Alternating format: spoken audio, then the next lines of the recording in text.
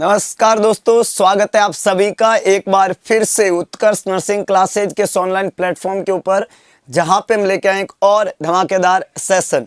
जी हाँ दोस्तों, बज चुके हैं 8 और समय हो चुका है CHO एग्जाम स्पेशल सेशन का। आज है संडे और संडे स्पेशल सेशन के रूप में आज के CHO क्लास के अंदर क्या होने वाला है खास, आज कौन कौन सी इंपॉर्टेंट चीजें हैं जो पढ़ने वाले हम समझने वाले हैं, सीखने वाले हैं। तो गुड मॉर्निंग टू ऑल, स्वागत है सभी लोगों का। शुरुआत करते हैं एक शानदार सेशन की। और प्यारे दोस्तों, सेशन का सबसे पहला क्वेश्चन लास्ट CHO सेशन के लास्ट क्वेश्चन से हम करने वाले हैं शुरुआत। और लास्ट सेशन में हमने आप से एक दबंग क्वेश्चन, मजेदार क्वेश्चन पूछा था और हमने आपसे पूछा था कि बीपी बढ़ाने के लिए एड्रीनलिन की डोज कितनी देते हैं। ये क्वेश्चन हमारा लास्ट सेशन का क्वेश्चन था।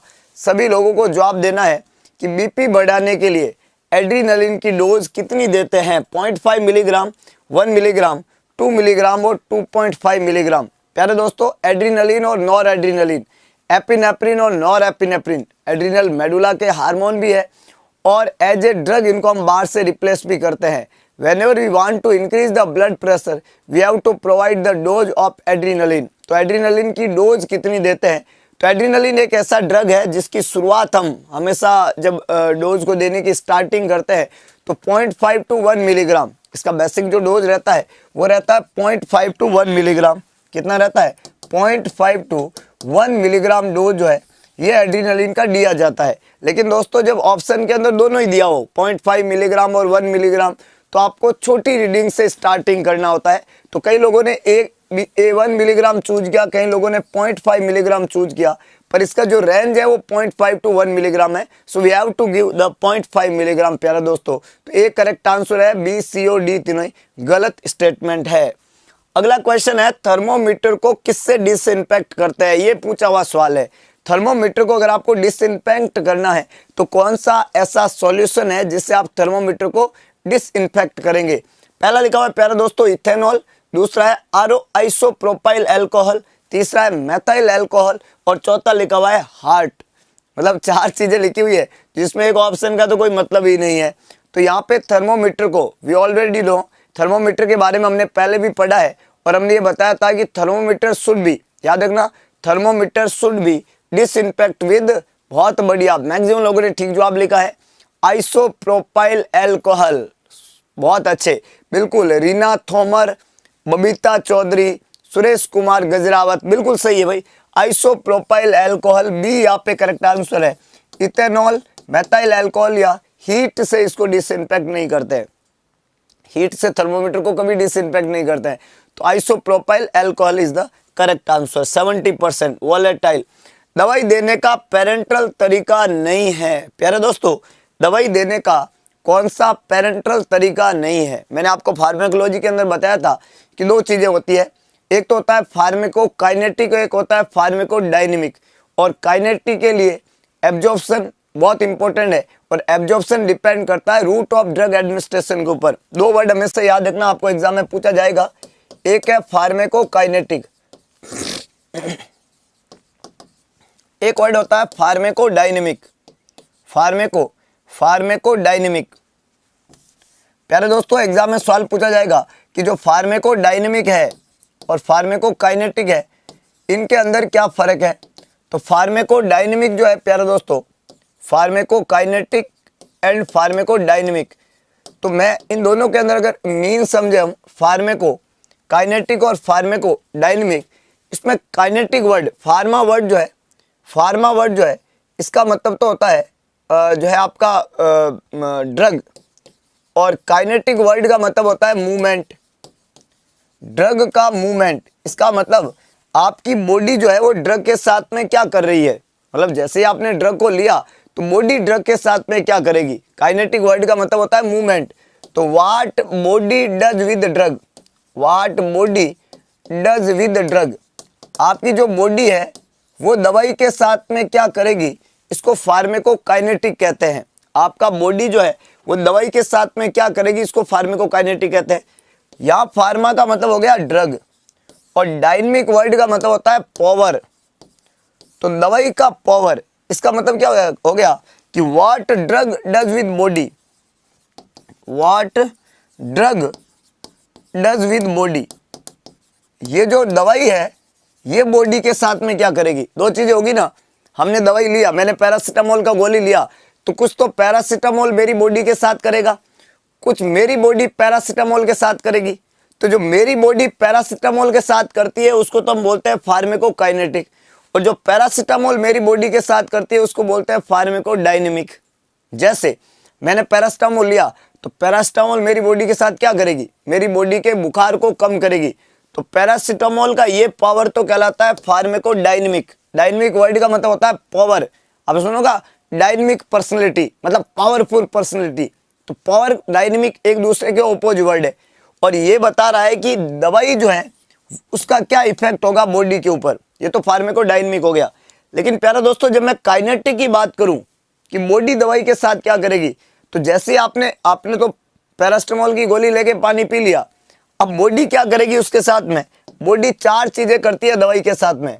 ये जो फार्माकोकाइनेटिक है इसमें चार चीजें होती है, एब्जॉर्प्शन, डिस्ट्रीब्यूशन, मेटाबॉलिज्म और एक्सक्रीशन, ADME। ये चार चीजें किससे संबंधित है, फार्माकोकाइनेटिक से संबंधित है। याद रखना दोस्तों, दोनों शब्दों का मतलब सीधा सीधा पूछा जाएगा। तो डायनेमिक काइनेटिक वर्ड का मतलब तो हो गया जिसमें एब्जॉर्प्शन, डिस्ट्रीब्यूशन, मेटाबॉलिज्म और एक्सक्रीशन आता है, और डायनेमिक का मतलब होता है कि दवाई बॉडी के साथ में क्या करती है। तो ये ADME क्या है, देखिएगा ये ADME क्या है, एब्जॉर्प्शन, डिस्ट्रीब्यूशन, मेटाबॉलिज्म और एक्सक्रीशन। ए का मतलब यहाँ पे प्यारे दोस्तों एब्जॉर्प्शन है, डी का मतलब यहाँ पे डिस्ट्रीब्यूशन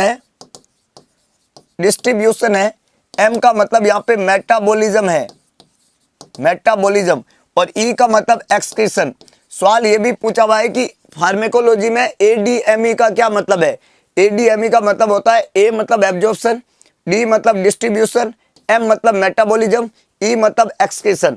प्यारे दोस्तों, यहाँ पे सवाल ये भी पूछा हुआ है कि एब्जॉर्प्शन किसके ऊपर डिपेंड करता है, एब्जॉर्प्शन के लिए कौन जिम्मेदार है।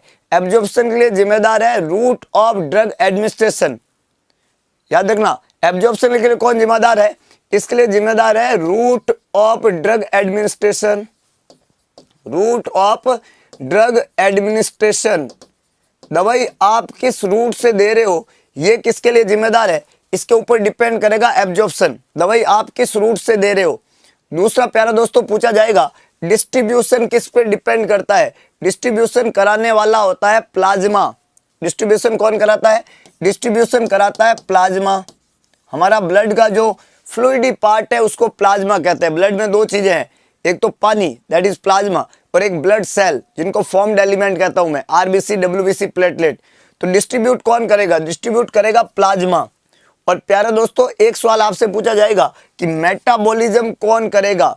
मेटाबॉलिज्म करता है लीवर। याद रखना, दवाई का मेटाबॉलिज्म कौन करता है, ये करता है लीवर। लीवर मेटाबॉलिज्म के लिए जिम्मेदार है। और आपको ये पूछा जाएगा कि एक्सक्रीशन कौन करता है। अगर ज्यादा चली गई दवाई, आपका सर दर्द तो 200 मिलीग्राम जितना ही था और ठीक हो गया, 300 मिलीग्राम पैरासीटामोल कहाँ जाएगी, बॉडी से बाहर जाएगी यूरिन के थ्रू। तो बाहर कौन निकालता है, किडनी। कौन निकालेगा प्यारा दोस्तों, किडनी। तो चार चीजें याद रह जाएगी, absorption depend on route, distribution plasma कराता है, मेटाबॉलिज्म लीवर करता है, और एक्सक्रीशन किडनी करती है। अब अगला सवाल पूछा जाएगा आपसे कि रूट ऑफ ड्रग एडमिनिस्ट्रेशन जो है, याद रखना रूट ऑफ ड्रग एडमिनिस्ट्रेशन जो है वो कौन कौन से होते हैं। अगर मैं रूट ऑफ एडमिनिस्ट्रेशन की बात करूं तो दो तरह के रूट होते हैं प्यारे दोस्तों। एक तो दवाई मैं देता हूं लोकल रूट से, और एक दवाई देता हूं मैं सिस्टमिक रूट से। दवाई देने के रूट में दो रूट आते हैं, एक रूट मैं चूज करता हूं लोकल, एक होता है सिस्टमिक। लोकल रूट वो होता है जिसमें दवाई खून में नहीं जाती है। इस लोकल रूट में ड्रग जो है never enter in blood, never enter in blood, दवाई कभी ब्लड में नहीं जाएगी। और सिस्टमिक रूट में always went in blood, always enter in blood. Systemic route में दवाई खून में जाती है।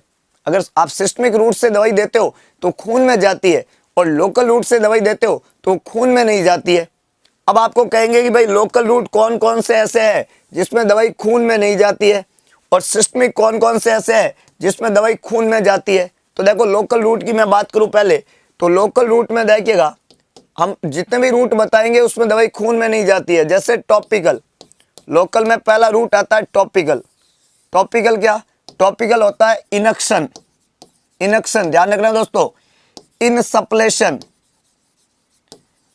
इनस्टिलेशन, instillation, inunction, insufflation, instillation, inhalation, inhalation, insertion. क्या लिखा मैंने? Inunction, insufflation, instillation, inhalation, insertion. इसमें क्या हो रहा है देखो, इनक्शन का मतलब क्या हो गया? इनक्शन का मतलब हो गया कि आप जो है वहां पे ऑइंटमेंट लगा रहे हो, स्किन के ऊपर ऑइंटमेंट। इनसप्लेशन का मतलब होता है आप पाउडर फॉर्म में दवाई लगा रहे हो, पाउडर। इनस्टिलेशन का मतलब हो गया ड्रॉप के रूप में दवाई आंख में डाल रहे हो, कान में डाल रहे हो। इनहेलेशन का मतलब हो गया आप स्टीम के रूप में, भाप के रूप में मरीज को नेबुलाइज कर रहे हो।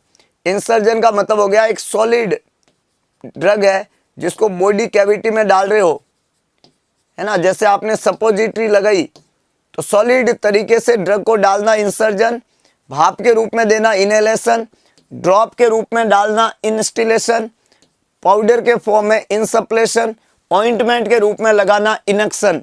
ये जो सारे रूट है प्यारे दोस्तों, ये रूट टॉपिकल रूट है। डायरेक्ट जहाँ बीमारी है वहाँ चीज़ें लगाते हैं। जैसे आपने ऑइंटमेंट लगा दिया, आपने भाप लगा दिया, आपने पाउडर लगा दिया जहाँ कोई बीमारी थी, आपने वहाँ पे आई ड्रॉप, ईयर ड्रॉप डाला। ये सब तरीके क्या है? नेबुलाइज कर रहे हो, सपोजिटरी लगा रहे हो। ये सब टॉपिकल रूट है जिसमें दवाई खून में नहीं जाती है, लेकिन जहाँ प्रॉब्लम है वहाँ पे काम कर जाती है। तो इनके साइड इफेक्ट कम से कम होते हैं, पर इनका इफेक्ट सिस्टमिक इफेक्ट नहीं होता है। इसलिए ज़्यादातर हम प्रीफर करते हैं इन रूट को यूज़ करना। अब प्यारे दोस्तों, जब आपने इन रूट को यूज़ किया टॉपिकल को, तो उसके अंदर कुछ और रूट आते हैं। इस टॉपिकल रूट में कुछ और रूट आते हैं। वो रूट कौन से है देखिएगा। इस टॉपिकल रूट में हमने बात करना है, पहला तो ये हो गया आपका टॉपिकल, है ना। लोकल रूट में एक तो हो गया आपका टॉपिकल। लोकल रूट में दूसरा रूट कौन सा है? तो इसी लोकल रूट के अंदर दूसरा रूट होता है, और वो आपने देखा होगा जो है आपका इंट्राओसियस। इंट्राओसियस, एक आपने सुना होगा इंट्राथिकल, एक सुना होगा आपने इंट्रा आर्टीरियल। कौन सा प्यारे दोस्तों? Intra arterial, intrathecal, intraosseous, intra arterial, है ना। ये जो रूट है इंट्रा आर्टिकुलर, इंट्रा आर्टिकुलर, ये जो रूट है, इन रूट में क्या खास बात हो गई कि अगर इंट्राओसियस है बोन मैरो में, कहाँ दे रहे? बोन मैरो में। इंट्राथिकल है सब एरेक्नोइड स्पेस में, सब एरेक्नोइड।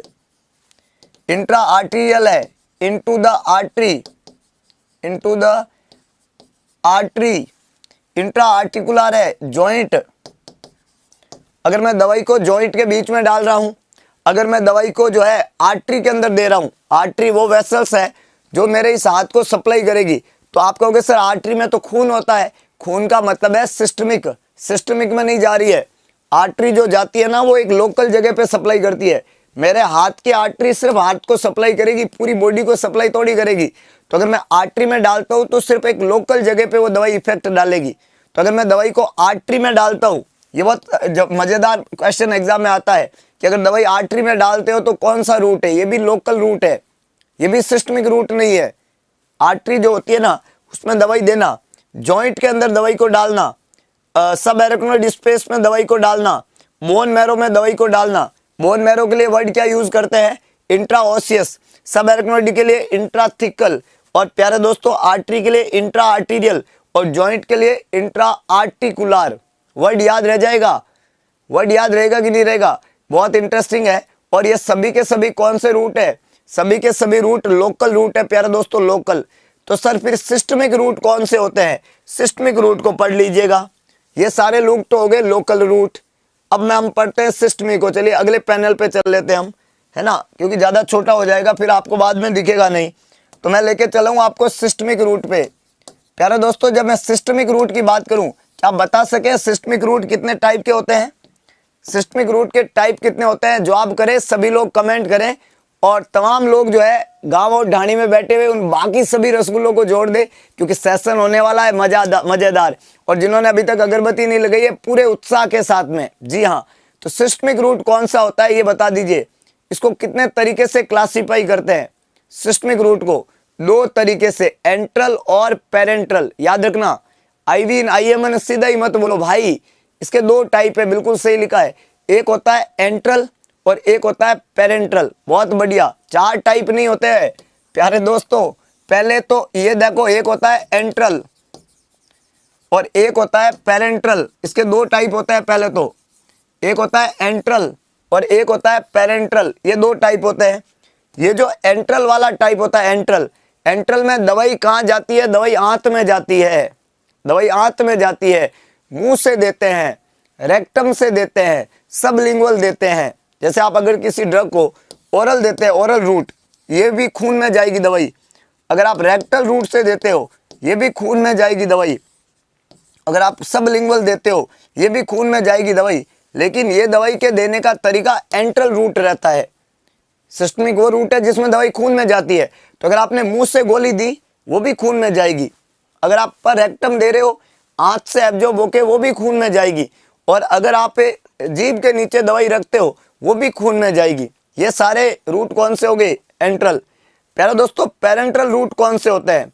पेरेंट्रल मतलब जिसको आप एंट्रल रूट से नहीं देते हो। पैरा मतलब बिसाइड। यहाँ पे दो वर्ड होते हैं। पैरा का मतलब होता है बिसाइड, छोड़कर। बिसाइड वर्ड का मतलब क्या होता है? छोड़कर। किसको छोड़कर? छोड़कर किसको? एंट्रल को। एंट्रल मतलब आंत, इंटेस्टाइन। इन रूट को छोड़कर बाकी रूट है पैरा एंट्रल रूट। इसमें आप जैसे इंट्राडर्मल दे रहे हो, इसमें आप जैसे सबक्यूटेनियस दे रहे हो, इंट्रामस्कुलर दे रहे हो, आईवी दे रहे हो। आईवी वो रूट है जिसमें हम सीधा खून तक पहुंच गए। अब इससे आगे कहाँ जाओगे भाई? तो हमने शुरू किया था सिर्फ स्किन के ऊपर दवाई रगड़ने से, और हम खून के अंदर घुस गए। ये रूट का कमाल है। आईवी वो रूट है जिसमें दवाई को उठा के सीधा ब्लड में डाल दिया हमने। दिस इज वेरी जबरदस्त रूट। इसलिए तो हम जिस भी मरीज को हाथ असर लाना है दवाई का, सीधा वैन में कैनुला लगाया ना, दवाई अंदर डाली। ये रूट कौन सा है? IV route.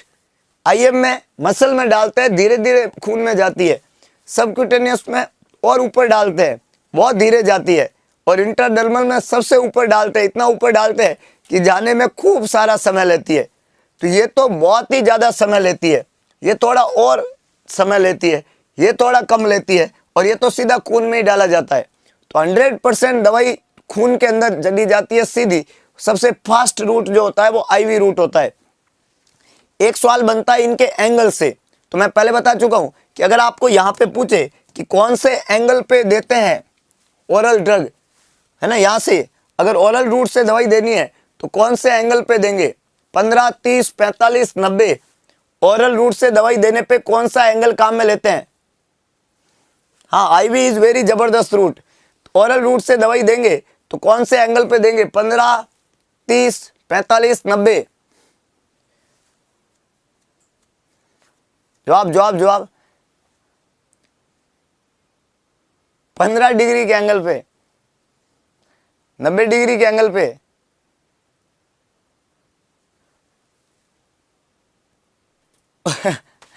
ओरल रूट का कोई एंगल नहीं होता है लाल। मैं ओरल रूट का पूछ रहा हूँ, ओरल का।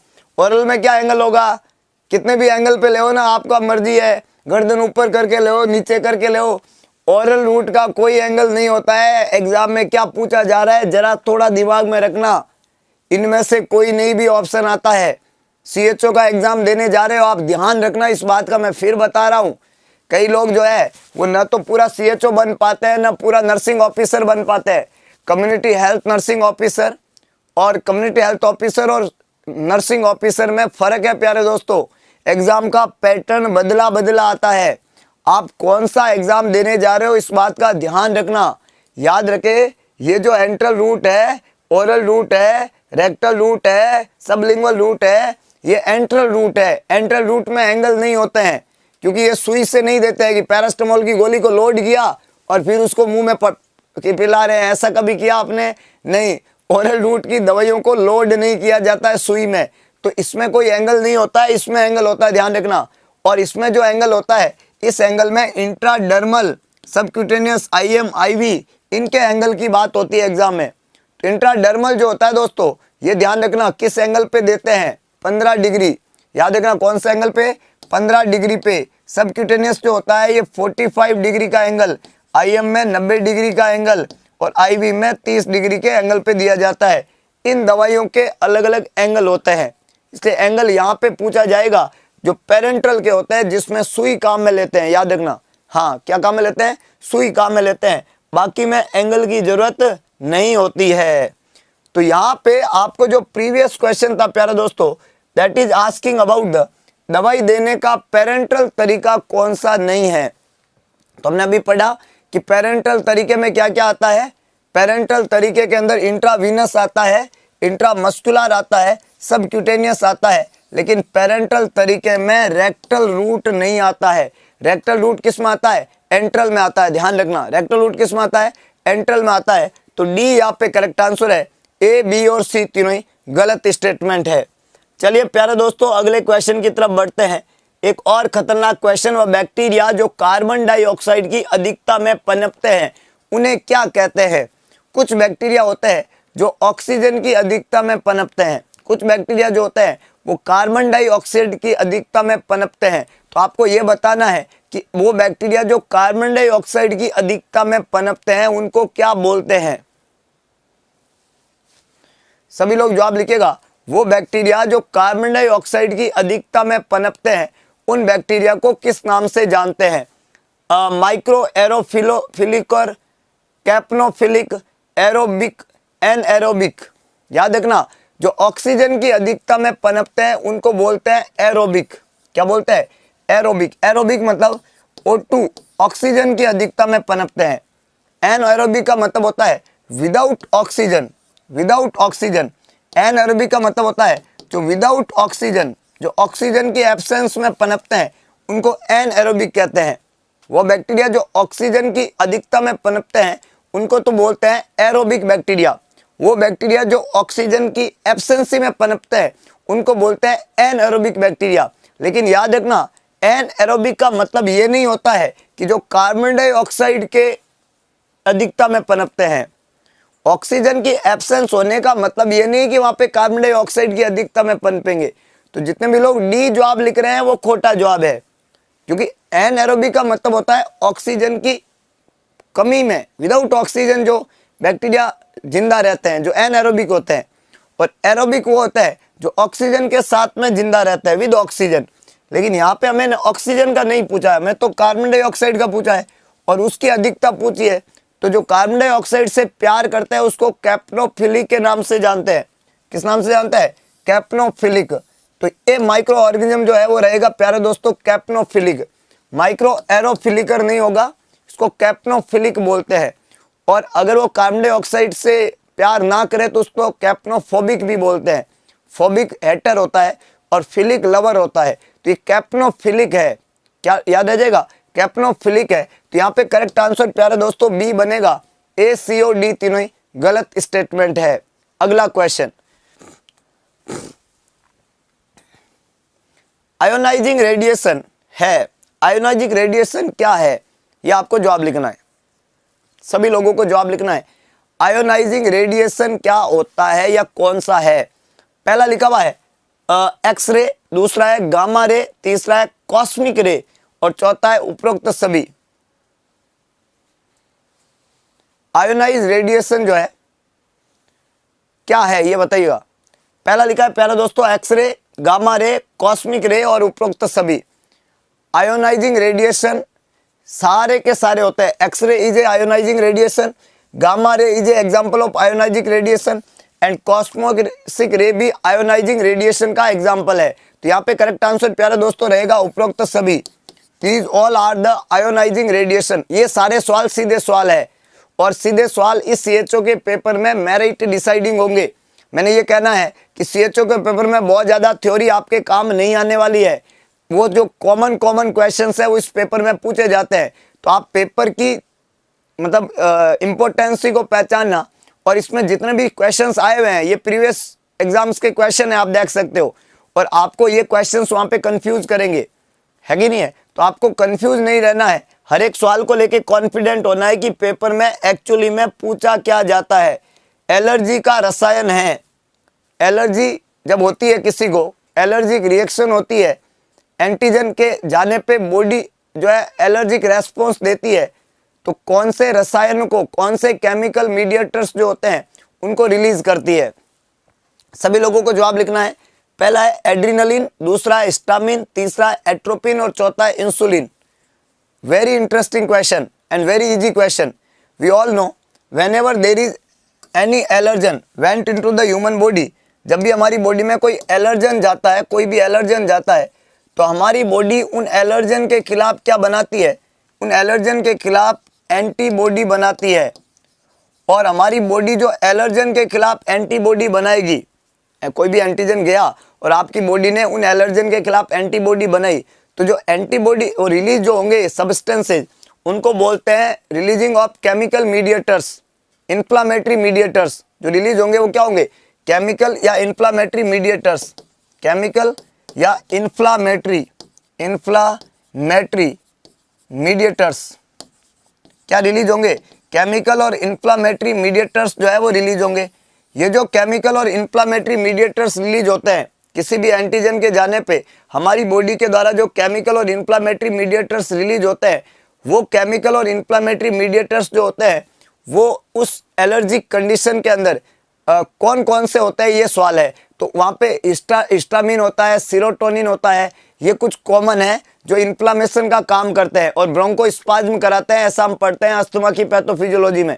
तो जो रिलीज होने वाला केमिकल मीडिएटर्स है उसको दोस्तों हिस्टामिन के नाम से जानते हैं। यहाँ पे एड्रिनलिन जो है वो जो है बेसिकली एक हार्मोन है and it's also a drug, but in body it is a chemical mediators also. लेकिन जो एलर्जन कंडीशन में है वो एड्रिनलिन का रोल नहीं है। It's secret in the case of fight and flight response. Adrenaline कब रेस्पॉन्ड करेगा, जब बॉडी में फाइट एंड फ्लाइट रेस्पॉन्स देना है। Adrenaline, nor adrenaline, epinephrine, nor epinephrine. Atropine sulphate जो होता है वो एंटी कोलिनर्जिक इफेक्ट होता है, इसका एंटी कोलिनर्जिक इफेक्ट होता है और ये सिक्रीशंस को डिक्रीज करता है, डिक्रीज बॉडी सिक्रीशन, जीआईटी के सिक्रीशन को, ओरल म्यूकोसा के सिक्रीशन को कम करने में मदद करता है एट्रोपिन सल्फेट। प्यारे दोस्तों, ये जो आपका इंसुलिन है ये एक हार्मोन है और ये पैनक्रियाज की बीटा सेल के द्वारा सिक्रेट होता है, पैनक्रियाज की बीटा सेल के द्वारा सिक्रेट होता है, बीटा सेल। और ये जो इंसुलिन होता है ये ब्लड ग्लूकोज के लेवल को कम करने का काम करता है। इंसुलिन का काम क्या होता है, ब्लड ग्लूकोज के लेवल को कम करना। इंसुलिन का सिक्रीशन कौन करेगा, पैनक्रियाज की बीटा सेल के द्वारा होता है। तो पैनक्रियाज की बीटा सेल इंसुलिन का सिक्रीट करेगी। एट्रोपिन एक एंटी कोलिनर्जिक ड्रग है जो बॉडी के सारे सिक्रीशंस को कम करता है। इस दवाई को यूज किया जाता है as a drug in the case of organophosphorus poisoning. अगला एक लिखा हुआ दोस्तों कि हिस्टामिन को है, ये एंटी जो है आपका यहाँ पे एलर्जिक कंडीशन में दिया जाएगा। Adrenaline fight and flight response में देते हैं whenever the client have anaphylactic shock or any shock condition or the body need fast support for fight and flight, we just use the adrenaline drug. So यहाँ पे correct answer क्या रहेगा, histamine, that is released in the case of allergic condition. Allergic condition में बढ़ने वाला immunoglobulin IgE होता है। ये भी एग्जाम का एक फेमस क्वेश्चन है कि एलर्जी में कौन सा इम्यूनोग्लोबुलिन बढ़ता है, IgE माय डियर फ्रेंड। अगला है कोई मरीज जो पहले से ही संक्रमित हो उसमें किसी और मरीज का वस्तु द्वारा एक नया संक्रमण होना क्या कहलाता है।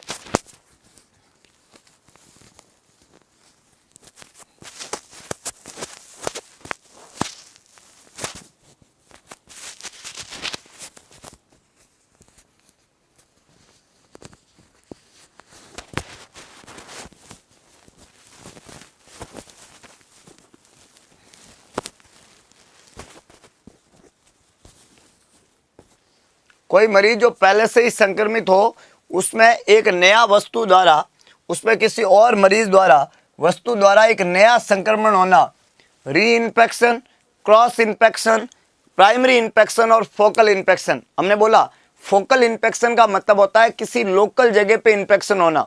फोकल इन्फेक्शन का दूसरा वर्ड होता है प्यारे दोस्तों लोकल इन्फेक्शन। इसका उल्टा रहता है सिस्टमिक इन्फेक्शन। क्या होता है, सिस्टमिक इन्फेक्शन, जिसको हम सेप्टिसीमिया बोलते हैं।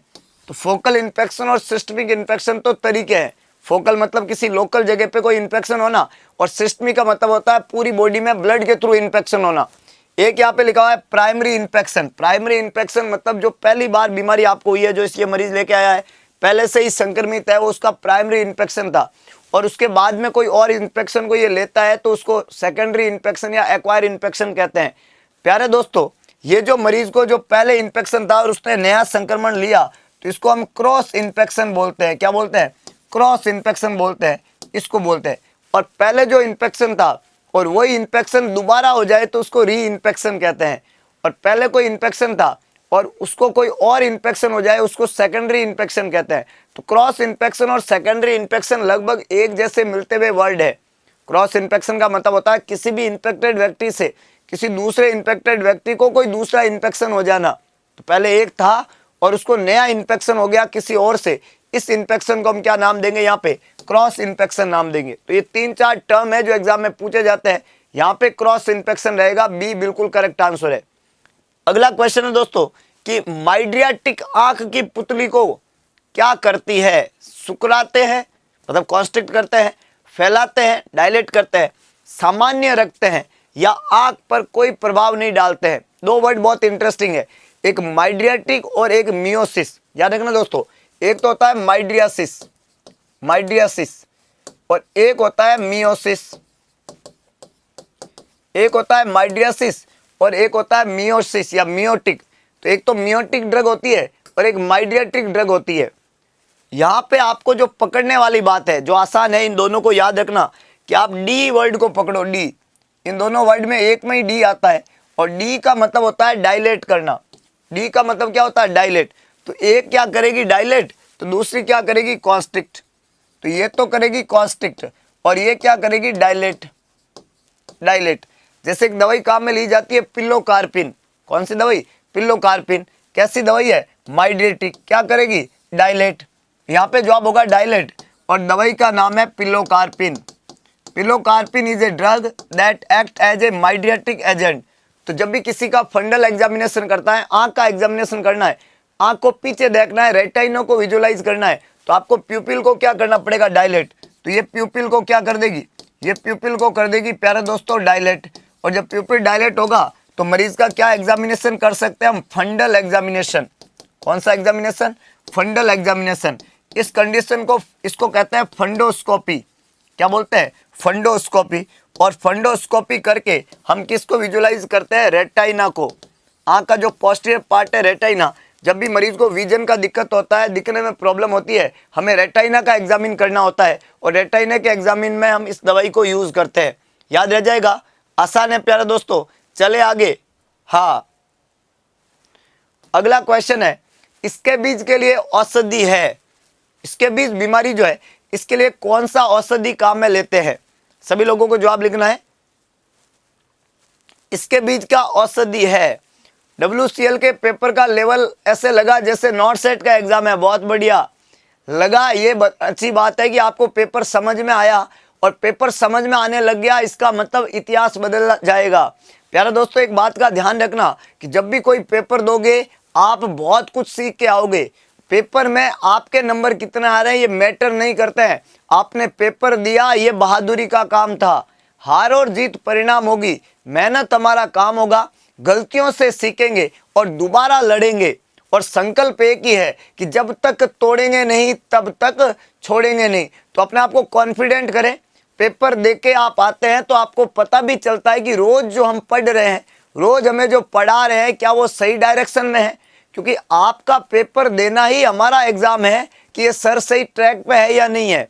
इसलिए मैं हमेशा कहता रहता हूं कि आप पेपर दो, क्वेश्चन देख के आओ, और फिर आके देखो कि क्या उन्हीं तरीके के क्वेश्चन और उन्हीं तरीके के टॉपिक को बढ़ाया जा रहा है कि नहीं जा रहा है। तो आपको हमेशा इस बात का ध्यान रखना है कि पेपर दो, पेपर में चीज़ों को पढ़ के आओ, और फिर चीज़ों को यहाँ पे आके पढ़ने का कोशिश करो। यहाँ पे मैंने क्या बोला प्यारे दोस्तों? इसके बीज दवाई के बारे में बात किया। कौन सा दवाई? इसके बीज। इसके बीज की दवाई के बारे में बात किया। तो इसके बीज जो बीमारी है प्यारे दोस्तों, इसके बीज ये स्किन की एक बीमारी है। इसके बीज किसकी बीमारी है? स्किन की एक बीमारी है। हाईली कंटाजियस डिजीज है। स्केबीज कैसी बीमारी है? हाईली कंटाजियस डिजीज है, हाईली कंटाजियस डिजीज है। एक तो ये पूछा हुआ सवाल है, highly contagious disease of skin, highly contagious disease of skin कौन सी है? स्केबीज। दूसरा पूछा जाता है प्यारे दोस्तों, ये जो स्केबीज बीमारी है इसका पॉजिटिव एजेंट क्या रहता है? तो स्केबीज का पॉजिटिव एजेंट क्या रहेगा है? स्केबीज का पॉजिटिव एजेंट प्यारे दोस्तों सार्कोप्टीज स्केबी, सार्कोप्टीज स्केबी, स्केबीज का पॉजिटिव एजेंट है सार्कोप्टीज स्केबी। अगला जो सवाल पूछा जाएगा इसको इच माइट भी कहते हैं, क्या कहते हैं? Etch might. और ये एक जो है आपका सार्कोप्टीज स्केबी या इच माइट जो है वो जो इन्फेक्शन है, ये इन्फेक्शन हाईली कंटाजियस डिजीज की होने की वजह से डायरेक्ट कंटामिनेशन होता है, डायरेक्ट कांटेक्ट से ये फैलता है। कैसे फैलता है? डायरेक्ट कांटेक्ट से। सार्कोप्टीज स्केबी, इच माइट। और याद रखना जब ये इन्फेक्शन होता है तो ये इन्फेक्शन ज्यादातर खांच वाले एरिया में होता है। ये जो इन्फेक्शन है सार्कोप्टीज स्केबी, ये एक फीमेल टाइप का माइक्रो ऑर्गेनिज्म है और फीमेल हमेशा एग देती है, अंडे देती है। तो ये भी अपने अंडे देता है और इसका जो एग होता है, अंडे होते हैं, इन अंडों को इच माइट कहते हैं। याद रखना स्केबीज स्किन की एक बीमारी है। किसकी बीमारी है? स्किन की। कैसी बीमारी है? हाईली कंटाजियस, एक से दूसरे में फैलने वाली बीमारी है। इस बीमारी का पॉजिटिव एजेंट का नाम है सार्कोप्टीज स्केबी। ये सार्कोप्टीज स्केबी एक फीमेल है, फीमेल एग देती है, इसके अंडों का नाम होता है इच माइट और ये इच माइट डायरेक्ट कांटेक्ट से एक से दूसरे में बीमारी को फैलाने की औकात रखते हैं। अब आपने किसी स्केबीज वाले को टच किया तो स्केबीज आपको भी हो जाएगी। प्यारे दोस्तों जब स्केबीज हो जाती है तो इसके लीजन्स बनते हैं स्किन के ऊपर। जो लीजन्स बनते हैं वो ज्यादातर खांच वाले एरिया में बनते हैं। जैसे मेरी हाथ है, हाथ के अंगुलियों की ये जो खांच है, इन वाली जगह पे लीजन्स बनेंगे। ये जो लीजन्स बनते हैं स्किन में वो ज्यादातर खांच वाले एरिया में बनते हैं। मतलब इसके क्लिनिकल साइन क्या रहेंगे? इसमें बनेंगे बुरोज लाइन फॉर्मेशन। क्या होगा? बुरोज लाइन फॉर्मेशन होगा। ये जो बुरोज लाइन फॉर्मेशन है ये ज्यादातर बॉडी के उन जगह पे पाया जाता है, मैंने बोला जो ये खांच वाले एरिया होते हैं। तो ये आपकी जो फिंगर्स है, यहाँ पे आपका एक्सिलरी एरिया है, वहां पे ये ज्यादा होता है। हालांकि ये बॉडी में कहीं पे भी हो सकता है, लेकिन वो बनती है बुरोज लाइन फॉर्मेशन। और ये बुरोज लाइन जो होती है ये रेड कलर की लाइन होती है। मतलब जब इचिंग करते हैं तो रेड बेस लाइन पाई जाती है। और ये जो लीजन है, इस लीजन के अलावा वहां पे सीवियर इचिंग, बहुत ज्यादा खुजली होगा। और इसका जो जगह रहता है वो जगह कौन सा रहता है? इंटरडिजिटल का मतलब होता है अंगुलियों के बीच में। इसके अलावा इसका जो जगह रहता है वो रहता है axillary and groin area. Axillary area में ये पाई जाती है, ग्रोइन एरिया में ये पाई जाती है, और भी बॉडी में कहीं पे भी पाई जा सकती है। ये इसके कॉमन लीजन के साइट रहते हैं। ज्यादातर ये इंटरडिजिटल होता है बुरोज लाइन फॉर्मेशन और बहुत ज्यादा सीवियर इचिंग होता है यहाँ पे। हाईली कंटाजियस है तो एक से दूसरे में फैलने वाली बीमारी होती है। सर इस बीमारी को कैसे ट्रीट करते हैं? प्यारे दोस्तों स्केबीज का जो इलाज होता है उसके लिए 4 तरह की दवाई यहाँ पे काम में ली जाती है। मेनली 4 ड्रग्स यूज होते हैं। पहला दवाई जो स्केबीज के इलाज में काम में लेते हैं उसका नाम है परमेथ्रिन। क्या नाम है? परमेथ्रिन। पहली दवाई जो स्केबीज के इलाज में काम में लेते हैं उसको नाम दिया जाता है परमेथ्रिन। याद रखना दोस्तों परमेथ्रिन जो है ये स्केबीज की ड्रग ऑफ चॉइस है। ड्रग ऑफ चॉइस मतलब जिसको स्केबीज हुआ है परमेथ्रिन उसका इलाज है, ड्रग ऑफ चॉइस है। ऑइंटमेंट फॉर्म में आता है। एक ऑइंटमेंट को लेके मरीज को कहते हैं पहले नून निवाया पानी से नहा ले, नहाने के बाद में पूरा ऑइंटमेंट पूरी बॉडी के ऊपर अप्लाई कर दे। जब पूरा ऑइंटमेंट पूरी बॉडी पे अप्लाई कर देते हैं तो 8 घंटे तक वो लगा हुआ रहना चाहिए ऑइंटमेंट। उसके बाद में मरीज को फिर नून निवाया पानी के अंदर नहा लेना होता है। ये तरीका है दवाई को लगाने का। एग्जाम में इससे भी सवाल पूछा जाता है।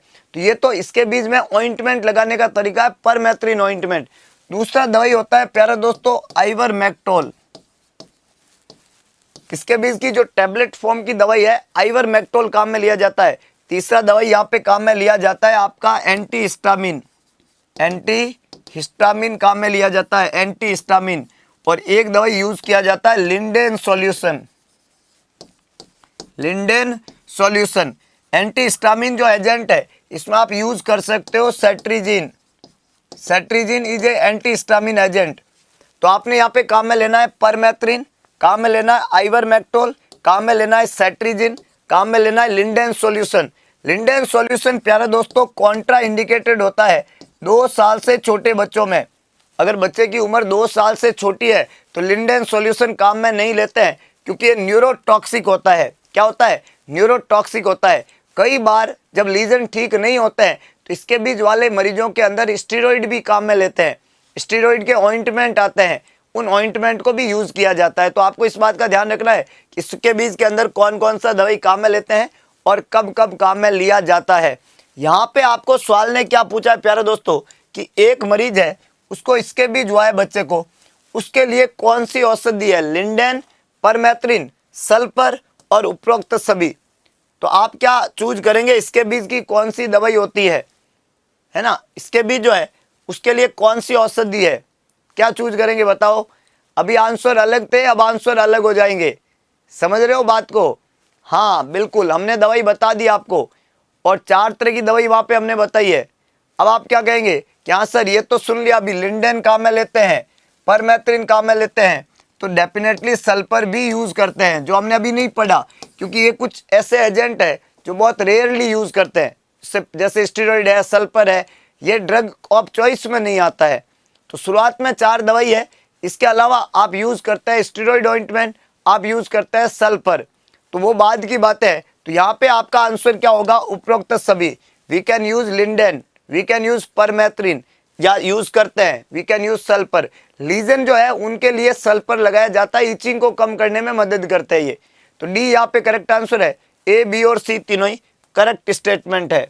तो इसके बीज के बारे में, इसका पॉजिटिव एजेंट के बारे में और इसके ट्रीटमेंट के बारे में याद रखना है प्यारे दोस्तों।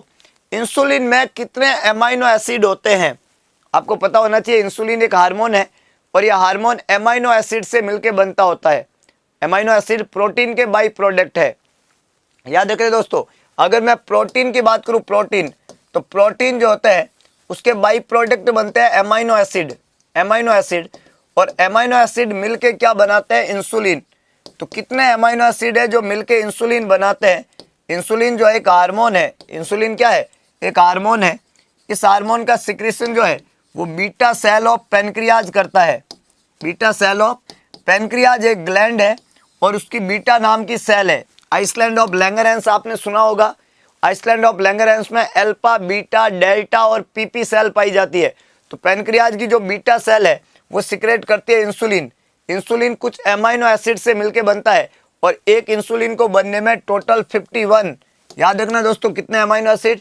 51 अमाइनो एसिड जो है उनका युग्मनजर होता है। 51 अमाइनो एसिड एक साथ मिलते हैं तो एक इंसुलिन बनता है। जैसे भगवान को कभी प्रसाद चढ़ानी हो ना, तो अगरबत्ती लगा के 51 रुपए का प्रसाद चढ़ाते हैं। सुना है कि नहीं सुना आपने? तो 51 रुपए, 101 रुपए, ऐसा होता कि नहीं होता है? तो इंसुलिन भी 51 वाला अमाइनो एसिड है। तो आप भी अगरबत्ती लगाएं और अपने आप को थोड़ा कॉन्फिडेंट करें 51 आंसर देके। अगरबत्ती का मतलब है प्रेस द लाइक बटन।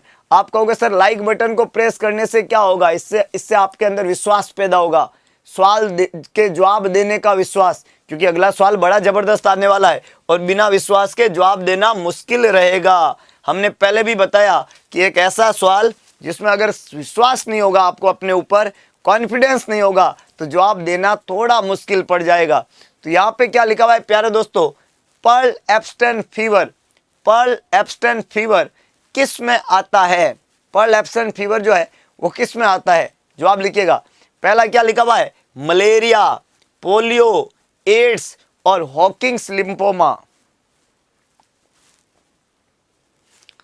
जवाब जवाब जवाब प्यारे दोस्तों, सभी लोगों को जवाब लिखना है। बहुत अच्छे, सभी लोगों को जवाब लिखना है। पर्ल एब्स्टेन फीवर नाम तो सुना होगा, किस में आता है? देखो जैसे मलेरिया है, और मलेरिया में कौन सा बुखार आता है? तो मलेरिया में बुखार की 3 स्टेज होती है।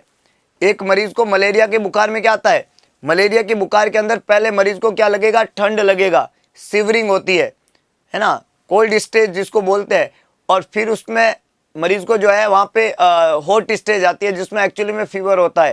तो ऐसी 3 अलग अलग स्टेज है, कोल्ड, जो आपका हम कहते हैं कि मरीज को ठंड लगना और उसके फीवर होना और उसके बाद में उसका बुखार आने वाला stage, that is hot stage, है ना। तो मलेरिया की 3 स्टेज होती है इस फीवर में। कोल्ड स्टेज होती है, सीवर होता है, सीवरिंग, और हॉट स्टेज होती है। फीवर नाम की कोई स्टेज नहीं होती है मलेरिया में। मलेरिया में बुखार आता है पर स्टेज का नाम फीवर नहीं होता है, ये भी एग्जाम में पूछा हुआ है। तो मलेरिया में कोई फीवर स्टेज नहीं होता है। एक तो क्या होता है कोल्ड स्टेज, एक होता है सीवरिंग, एक होती है हॉट स्टेज। बुखार आता है पर बुखार की स्टेज में फीवर स्टेज नहीं होती है, ये सवाल पूछा हुआ है। उसी तरीके से पोलियो, पोलियो जो होता है दोस्तों इसमें बुखार नहीं आता है। पोलियो एक लोअर मोटर न्यूरॉन की बीमारी है। पोलियो किसकी बीमारी है? पोलियो एक लोअर मोटर न्यूरॉन की बीमारी है और इस लोअर मोटर न्यूरॉन की बीमारी के अंदर पोलियो वायरस होता है। क्या होता है? पोलियो वायरस होता है। इस वायरस की वजह से क्या समस्या होती है? पोलियो एक लोअर मोटर न्यूरॉन की बीमारी है, इसमें पोलियो नाम का एक वायरस होता है। ये जो वायरस है पोलियो वायरस, ये क्या करता है? ये वायरस सबसे पहले जीआईटी को इन्फेक्टेड करता है। क्या करता है? जीआई इन्फेक्शन करता है और जीआई इन्फेक्शन करने के बाद में ये लोअर मोटर न्यूरॉन में स्पाइनल कॉर्ड किसको? स्पाइनल कॉर्ड को, जो कि लोअर मोटर न्यूरॉन का पार्ट है, उस स्पाइनल कॉर्ड के अंदर डैमेज करता है, जिसकी वजह से फ्लैसिड पैरालिसिस होता है। कैसा पैरालिसिस होता है? तो पोलियो में जो पैरालिसिस होता है प्यारे दोस्तों, वो फ्लैसिड पैरालिसिस होता है।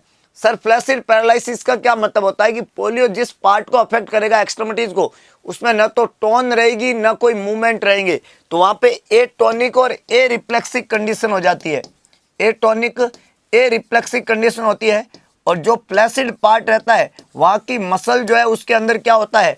एट्रोपी। तो आप देखेंगे कि वो जो हाथ है, मान लो इस हाथ में पोलियो हुआ तो ये हाथ पूरा पतला हो जाएगा, थिन हो जाएगा, क्योंकि मसल की वास्टिंग होती है। तो जहां पे फ्लैसिड पैरालिसिस होता है उस मसल में क्या देखने को मिलेगी? मसल में वास्टिंग देखने को मिलेगी। वास्टिंग का मतलब हो गया कि उस पर्टिकुलर मसल का पतला हो जाना, that is known as wasting. तो यहाँ पे ध्यान रखना है आपको कि पोलियो वायरल डिजीज है, जीआईटी इन्फेक्शन करती है, स्पाइनल कॉर्ड को अफेक्ट करती है, लोअर मोटर न्यूरॉन की बीमारी है, पर इसमें फीवर नहीं आता है। प्यारे दोस्तों एड्स जो बीमारी है, एड्स, ये बीमारी एचआईवी का वजह से होता है। इसमें जो वायरस है उसका नाम है HIV virus, human immuno virus, जाके बॉडी के CD4 सेल को, कौन सी सेल को? CD4 सेल के ऊपर इम्पैक्ट डालता है, उनके नंबर को कम कर देता है। ऐसा बोला जाता है कि अगर आपका इम्यून सिस्टम है CD4 सेल 200 सेल से कम हो जाए, 200 सेल से कम हो जाए, तो फिर उसी को एड्स बोल देंगे। एड्स का फुल फॉर्म होता है एक्वायर्ड इम्यूनो डेफिशिएंसी सिंड्रोम, और ये ग्रुप ऑफ सिम्टम है जो कि अपॉर्चुनिटी इन्फेक्शन आपको होने लग जाते हैं क्योंकि आपका इम्यून पावर बहुत ज़्यादा सप्रेस हो चुका है। ऐसी बीमारी है, इसमें फीवर का कोई संबंध नहीं है। तो फीवर का संबंध इन दो बीमारियों में से तो था ही नहीं, मलेरिया में था, पर मलेरिया का फीवर में 3 स्टेज है, cold stage, sewer stage, hot stage. तो हमें जो पूछा गया है वो है एब्स्टेन पल एब्स्टेन फीवर, और ये देखने को मिलता है हॉडकिंस लिम्फोमा के अंदर। किस में देखने को मिलता है?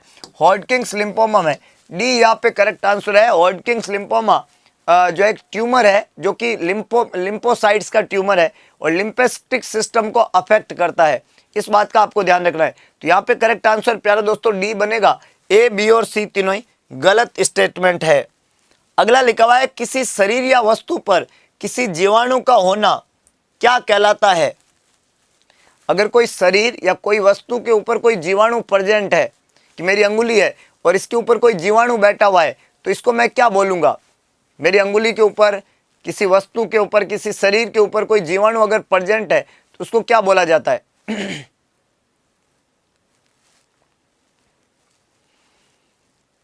सभी लोग जवाब लिखे। बहुत बढ़िया।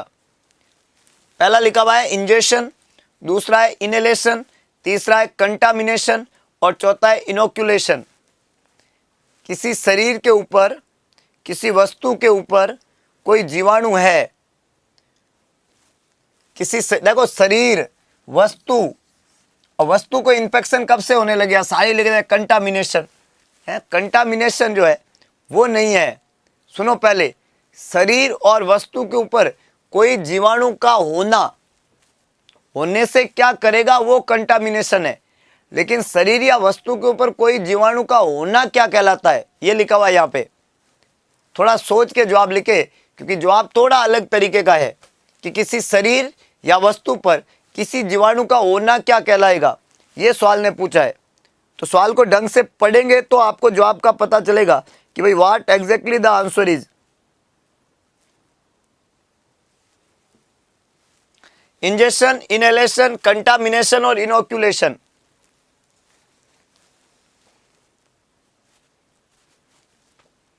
जवाब जवाब जवाब।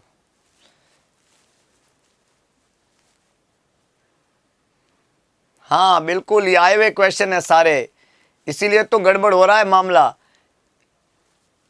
तो प्यारे दोस्तों, किसी भी शरीर पे, किसी भी वस्तु पे अगर कोई जीवाणु, विषाणु, बैक्टीरिया, वायरस, माइक्रो ऑर्गेनिज्म, कोई भी माइक्रो ऑर्गेनिज्म अगर प्रेजेंट होता है कहीं पे भी, मेरे हाथ पे, मेरी अंगुली पे, कहीं पे भी, तो इसको इन्फेक्टेड अंगुली, इन्फेक्टेड हाथ, इन्फेक्शन के नाम से जानते हैं, और इन्फेक्टेड चीज को ही कंटामिनेटेड बोलते हैं। तो डेफिनेटली करेक्ट आंसर क्या बनेगा, सी बनेगा। इसको इंजेक्शन, इनहेलेशन या इनोक्यूलेशन नहीं कहते हैं। याद रखें, कई बार जिंदगी में कॉन्फिडेंट होना पड़ता है, और जब कॉन्फिडेंस नहीं होता है तो कहानी, समझ रहे हो बात को। तो एक बहुत बेसिक क्वेश्चन है ये। तो कंटामिनेशन का मतलब ही यही है, मेरा हाथ कंटामिनेटेड है मतलब इसके ऊपर जीवाणु है, इसी का, यही तो कंटामिनेशन का मतलब है प्यारे दोस्तों। तो इसको कंटामिनेशन ही कहते हैं, जो आप चेंज करने की जरूरत नहीं है। बाउंडिंग पल्स का क्या कारण है, बाउंडिंग पल्स का कारण क्या है? याद रखना, पल्स के अंदर तीन बातें मैंने कल आपको बताई, एक रेट होता है, एक रिदम होता है, एक वॉल्यूम होता है। जब भी हम किसी की पल्स चेक करते हैं तो उसमें तीन चीजें होती है, एक होता है रेट, एक होता है रिदम, और एक होता है प्यारे दोस्तों वॉल्यूम। रेट, रिदम और वॉल्यूम। जब हम पल्स की बात करते हैं, रेट, रिदम और वॉल्यूम की, तो रेट का होता है बीट पर मिनट, जैसे मान लो 100 बीट पर मिनट, तो ये तो पल्स की रेट है। रिदम जो होता है, इसमें मैंने बताया या तो रेगुलर है या इररेगुलर है, ऐसे दो रिदम होते हैं। पल्स के दो रिदम है, या तो पल्स है रेगुलर या पल्स है इरेगुलर, इसको रिदम कहते हैं। और प्यारे दोस्तों, जब हम वॉल्यूम की बात करते हैं, वॉल्यूम की, जब हम वॉल्यूम की बात करते हैं तो यहाँ स्टेजिंग की जाती है। जैसे नॉर्मल पल्स जो होती है वो +2 होती है, ये नॉर्मल है। पल्स जब +2 है तो वो नॉर्मल है। नॉर्मल से कम और ज़्यादा, कम में +1 और 0, ज़्यादा में +3 और +4। जब हम कम की बात करते हैं, कम की, तो ये हाइपोवॉल्यूमिक पल्स हो गई, हाइपोवॉल्यूमिक। और हमने बोला 0 हो जाए तो इस पल्स को एब्सेंट पल्स बोलते हैं, एब्सेंट। हाइपोवॉल्यूमिक और एब्सेंट पल्स। मैंने बोला पल्स +3 है तो ये हाइपर वॉल्यूमिक है, हाइपर वॉल्यूमिक, वॉल्यूम ज़्यादा है। और मैंने बोला +4 है तो इसको बाउंडिंग पल्स बोलते हैं, बाउंडिंग। हाइपर वॉल्यूमिक पल्स तो होगी बाउंडिंग, +4 हाइपर वॉल्यूमिक, बाउंडिंग। ये पल्स की वॉल्यूम के आधार पे हम स्टेजिंग करते हैं। तो आपको यहाँ पे पूछा है कि अगर किसी मरीज में बाउंडिंग पल्स है, +4 पल्स है, तो वॉल्यूम क्या है, ज़्यादा है, क्योंकि हाइपर वॉल्यूमिक है तो यहाँ पे ज़्यादा है, यहाँ पे और भी ज़्यादा वॉल्यूम है। तो वॉल्यूम अधिक जब होता है, बाउंडिंग पल्स का कारण क्या है, अधिक रक्त बहाव, धीमा रक्त बहाव, सामान्य रक्त बहाव। तो बेसिकली अधिक रक्त बहाव है, रक्त का बहाव अधिक है, वॉल्यूम ज़्यादा है, धीमा या सामान्य नहीं है। समझ रहे हो बात को। पल्स की स्टेजिंग बहुत इंपॉर्टेंट है। तो जब भी पल्स का बहाव अधिक होता है, +4 वाली पल्स होती है, इसको बाउंडिंग पल्स कहते हैं। तीन बातें हैं, 3 फिंगर, पल्स को चेक करते हैं ना तो 3 फिंगर रखते हैं, रेट, रिदम और वॉल्यूम। इस बात का आपको ध्यान रखना है। और जब पल्स का बहाव अधिक होगा तो इसको हम हाइपर वॉल्यूमिक पल्स के नाम से जानते हैं। एक ये सवाल पूछा जाता है बार बार कि सिंकोना की साल से, वैसे तो 6वीं क्लास से हम पढ़ रहे हैं इसको, लेकिन अभी भी ये पीछा नहीं छोड़ रहा है, सिंकोना की साल। और सिंकोना की साल जो है उससे संबंधित क्या है, वो की साल संबंधित है टीबी से, मलेरिया से, डेंगू से या एड्स से। तो बहुत सिंपल है, सिंकोना की साल जो है वो मलेरिया से संबंधित है। किससे संबंधित है, मलेरिया से संबंधित है। टीबी से संबंधित जो है वो माइकोबैक्टीरियम ट्यूबरकुलाई है। कौन है, माइकोबैक्टीरियम ट्यूबरकुलाई, ये बैक्टीरियल डिजीज है ट्यूबरकुलाई। ये सिंकोना की साल से नहीं होता है इसका इलाज। डेंगू जो होता है ये डेंगू वायरस है, डेंगू वायरस है, मॉस्किटो इसका पॉजिटिव एजेंट है ना, मॉस्किटो। एडीज, कौन? एडीज मॉस्किटो, जो फीमेल मॉस्किटो है। एडीज नाम से मेल लगता है लेकिन है ये भी फीमेल, फीमेल मॉस्किटो है एडीज मॉस्किटो। याद रखना, एड्स जो होता है HIV वायरस से होता है, तो एक वायरल डिजीज है, एक वेक्टर बोर्न डिजीज है, एक बैक्टीरियल डिजीज है, और मलेरिया एक प्रोटोजोवल डिजीज है। हालांकि ये भी वेक्टर बोर्न ही है और इसके होने का कारण फीमेल एनोफिलीज मॉस्किटो है, यहाँ पे भी फीमेल ही है, और इसका पॉजिटिव एजेंट एनोफिलीज मॉस्किटो है, ऐसा हमने बताया। लेकिन मलेरिया की जो ड्रग ऑफ चॉइस रहती है क्विनिन, सिंकोना की साल से क्विनिन दवाई बनती है, और इसके अलावा क्लोरोक्विन इसकी ड्रग के अंदर आती है। मलेरिया की ड्रग में क्विनिन और क्लोरोक्विन, ये दो नाम आपने सुने होंगे। Aedes mosquito, bone break fever, इस डेंगू फीवर का एक और नाम है, ध्यान रखना दोस्तों, इसको बोन ब्रेक फीवर कहते हैं। छोटे छोटे सवाल है, आपको एग्जाम में पूछे जाएंगे। हड्डी तोड़ बुखार, हेमरेजिक फीवर भी बोलते हैं इसको, क्योंकि इस फीवर के अंदर ब्लीडिंग होने की रिस्क रहती है। तो डेंगू फीवर में डेंगू हेमरेजिक फीवर भी होता है। प्यारे दोस्तों, जो डेंगू फीवर है, बोन ब्रेक फीवर या हेमरेजिक फीवर है, इस डेंगू फीवर के अंदर मरीज के अंदर थ्रोम्बोसाइटोपिनिया होता है। थ्रोम्बोसाइटोपिनिया देखने को मिलता है। थ्रोम्बोसाइटोपिनिया का मतलब होता है कि प्लेटलेट के काउंट का कम हो जाना, डिक्रीज हो जाना, किसका काउंट का? प्लेटलेट काउंट का, इसको थ्रोम्बोसाइटोपिनिया कहते हैं। प्लेटलेट के काउंट नॉर्मली जो है वो 1.5 से 3 लाख होने चाहिए। अगर वो 1.5 लाख से कम हो जाते हैं तो उसको थ्रोम्बोसाइटोपिनिया बोलते हैं। प्लेटलेट के नंबर कम होते हैं डेंगू फीवर के अंदर, इस बात का आपको ध्यान रखना है। मलेरिया जो बुखार होता है इसमें स्प्लिनोमेगेली होता है। एक सवाल एग्जाम में ये भी पूछा है कि मलेरिया में क्या देखने को मिलेगा? स्प्लिनोमेगेली। स्प्लिनोमेगेली का मतलब होता है कि स्प्लिन का साइज जो है वो एंलार्ज हो जाता है, और इसकी वजह से, क्योंकि स्प्लिन आरबीसी का ग्रेवयार्ड है, इसलिए मलेरिया बुखार में आरबीसी टूटती है तो एनीमिया होता है, जॉन्डिस होता है, और मलेरिया में भी थ्रोम्बोसाइटोपिनिया होता है। तो मलेरिया बुखार में हालांकि इतना ज़्यादा थ्रोम्बोसाइटोपिनिया नहीं है, पर मलेरिया बुखार में भी आरबीसी और प्लेटलेट दोनों कम होते हैं। याद रखना इस बात को, एग्जाम में पूछा हुआ सवाल है। तो ये सभी तरीके की बातें जो है वो यहाँ पे रहेगी। सिंकोना जो है वो उसका संबंध मलेरिया से है, यह आपको ध्यान रखना है। अगला लिखा है दोस्तों, उष्मा दैट इज हीट जो है को कंजर्व करने के लिए होता है वेजोडाइलेशन, वेजोकॉन्स्ट्रिक्शन, ब्रोंकोडाइलेशन और ब्रोंकोकॉन्स्ट्रिक्शन। हॉट एंड कोल्ड एप्लीकेशन की हम बात करते हैं, और जब भी आप स्किन की सरफेस के ऊपर हॉट एंड कोल्ड एप्लीकेशन करेंगे तो स्किन में कुछ चेंजेज आएंगे, वेजोकॉन्स्ट्रिक्शन या वेजोडाइलेटरी इफेक्ट आएगा। तो सवाल ये कह रहे हैं कि जो आपका उष्मा है उसको अगर संग्रहित रखना है, कंजर्व रखना है, उसको बाहर नहीं भेजना है, तो वेसल्स को क्या होना पड़ेगा? कॉन्स्ट्रिक्ट होना पड़ेगा। तो उष्मा को संग्रहित करने के लिए वेजो कॉन्स्ट्रिक्शन होता है, ध्यान रखना। उष्मा को संग्रहित करना है तो वेजो कॉन्स्ट्रिक्शन करना पड़ेगा। डायलेशन से क्या होगा? ब्लड का फ्लो बढ़ेगा तो उष्मा बॉडी से बाहर निकलेगी। तो वेजो डायलेशन जो है वो उष्मा को संग्रहित कैसे करेगा? बहुत सिंपल कंसेप्ट है। अगर हीट को संग्रहित करना है, कंजर्व करना है, बॉडी के अंदर रोकना है, जैसे होता है ना, मैं कोल्ड के एक्सपोजर में होता हूं तो मेरे को क्या होगा? वेजो कॉन्स्ट्रिक्शन होगा, इससे मेरी बॉडी में हीट कंजर्व होगी। लेकिन मैं अगर हॉट एक्सपोजर में होऊंगा तो मेरी बॉडी में वेजो डायलेशन होगा, इससे मेरी बॉडी में हीट बाहर निकलेगी और स्वेटिंग होती है मेरे को। तो सवाल को ढंग से पढ़ो। सवाल ने बोला है कि आपको अगर बॉडी में उष्मा को, हीट को कंजर्व करना है तो सारी ब्लड होता है ना, जब बच्चा हाइपोथर्मिया में जाता है तो वेजो कॉन्स्ट्रिक्शन होता है। वेजो कॉन्स्ट्रिक्शन क्यों होता है? क्योंकि बच्चा हीट को कंजर्व करना चाहता है। इसी वजह से तो न्यूबॉर्न बेबी में एक्रोसाइनोसिस होता है पेरिफेरी के अंदर। याद रहेगा कि नहीं रहेगा? प्यारे दोस्तों, छोटी छोटी बातें हैं, आप एग्जाम में उल्टा फुल्टा मत करके आ जाना प्लीज। आपको फोकस स्टडी करनी है, इसलिए तो मैं कहता हूं कि पहले विश्वास पैदा करो। कैसे आएगा बताओ? बताओ विश्वास कैसे आएगा? खुद के ऊपर, अपने अंदर बेहतरीन विश्वास कैसे पैदा होगा बताओ?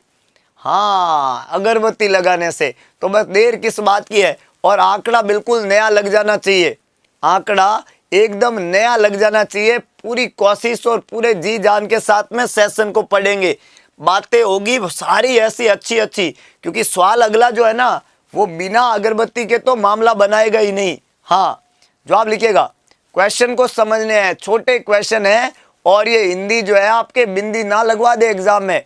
याद रखना, क्योंकि सवाल जो है वो होंगे मजेदार, और कम्युनिटी हेल्थ ऑफिसर वही बनेगा जो, हाँ देखो बहुत ज्यादा ज्ञान नहीं चाहिए सीएचओ के पेपर में, ध्यान चाहिए। बहुत इंपॉर्टेंट एस्पेक्ट है लाइफ का। ज्ञान थोड़ा बहुत होगा, मोटा मोटा होगा चलेगा, लेकिन ध्यान पूरा पक्का पक्का चाहिए 100%। तो अपने ध्यान को पक्का करना है, चीज पूछ क्या रहे हैं उस पर फोकस करना है। अगला सवाल ऐसा ही है, इसीलिए तो हम ट्रिकी क्वेश्चन बताते हैं आपको, क्योंकि यही सवाल आए हैं एग्जाम में, इसी तरीके के आए हैं एग्जाम में। ये सवाल भी बड़ा इंटरेस्टिंग है जिसमें आप कंफ्यूज हो सकते हैं। पोटेशियम क्लोराइड के 1 ml में कितना पोटेशियम होता है? पोटेशियम क्लोराइड जो इंजेक्शन होता है, इस इंजेक्शन में 1 ml इंजेक्शन जो होता है उसमें कितना पोटेशियम होता है? 1 ml के अंदर कितना पोटेशियम होता है? 2, 4, 5 और 6।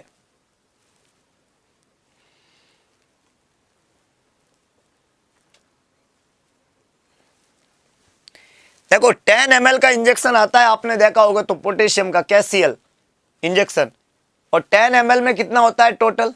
तो आपको जवाब आ जाएगा आसानी से। सर देखा ही नहीं कभी, वह मौज कर दी भाई, देखा करो ना फिर है। इंजेक्शन तो हॉस्पिटल में इतने रहते हैं, सर लगाया तो है कभी, इतना शिद्दत से देखा ही नहीं कि उसमें देख लेते हैं पोटेशियम कितना है। क्यों नहीं भाई, कोई दवाई आप लगा रहे हो मरीज को और आपको पता ही नहीं है कि कितना क्या लगा रहे हैं, तो ये कितना बड़ा जुल्म है, मैं बताओ। तो 20 मिलीकुलेंट होता है, याद रखना 20 मिलीकुलेंट का आता है, और 10 ml उसके अंदर अमाउंट होता है। 10 ml का जो होता है ना उसमें 20 मिलीकुलेंट आता है। तो 0 से 0 कट कर दो, 1 में 2 का भाग, 2 में 1 का भाग दे दो तो 2 आ जाएगा। कितना आ जाएगा दोस्तों? 2 आ जाएगा। तो यहाँ पे पोटेशियम जो होता है 1 ml के अंदर 2 होगा, इसीलिए तो 10 ml में 20 हो गया। ये 4 कहाँ से आ रहा है ना? कई लोगों के 4 आ रहा है, अभी कहाँ से आ रहा है मैं बताऊँ आपको। ये आ रहा है कि जो रिंगर लैक्टेट है उसमें पोटेशियम कितना होता है, मतलब आप क्या जवाब दे रहे हो समझ ही नहीं पा रहे हो। एक फ्लूइड आता है रिंगर लैक्टेट RL, है ना, वो सुन रखा है आपने क्योंकि कभी हमने पढ़ाया होगा। तो RL के अंदर जो पोटेशियम है वो पोटेशियम होता है 4 मिलीकुलेंट, बस वो याद रह रहा है। अब वो कहाँ और ये कहाँ, हम तो पूछ रहे हैं कि पोटेशियम क्लोराइड का जो 1 ml है उसमें कितना होगा, तो हम तो इसके इंजेक्शन का पूछ रहे हैं। आप रिंगर लैक्टेट वाला जवाब दे रहे हो कि उसमें 4 मिलीकुलेंट पोटेशियम होता है। ये मामला बहुत गड़बड़ है अगर आप इस तरीके से जवाब दे रहे हो तो, है कि नहीं है। पर ये होता है बड़े बड़े शहरों में, ये बातें होगी और ये बातें मामला गड़बड़ करवाएगी, मुझे पूरा विश्वास है कि नहीं है। हाँ चलिए अगले क्वेश्चन की तरफ बढ़े। अब अगला सवाल,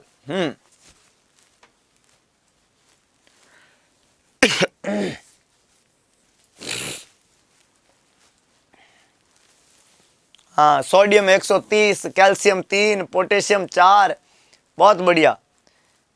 यही तो होता है एग्जाम के अंदर है।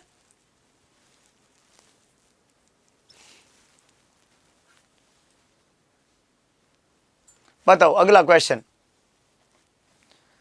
उंगली के कोमल उत्तक की सूजन को कहते हैं। चलो भाई, उंगली के कोमल उत्तक जो है, जो कोमल कोमल उत्तक है उंगली के, उनकी सूजन आ गई है, उसको क्या कहोगे? साइनोसिस, एनीमिक, हाइड्रोसिल और क्लबिंग। उंगली के कोमल उत्तक की सूजन, कोमल उत्तक की सूजन को क्या कहेंगे?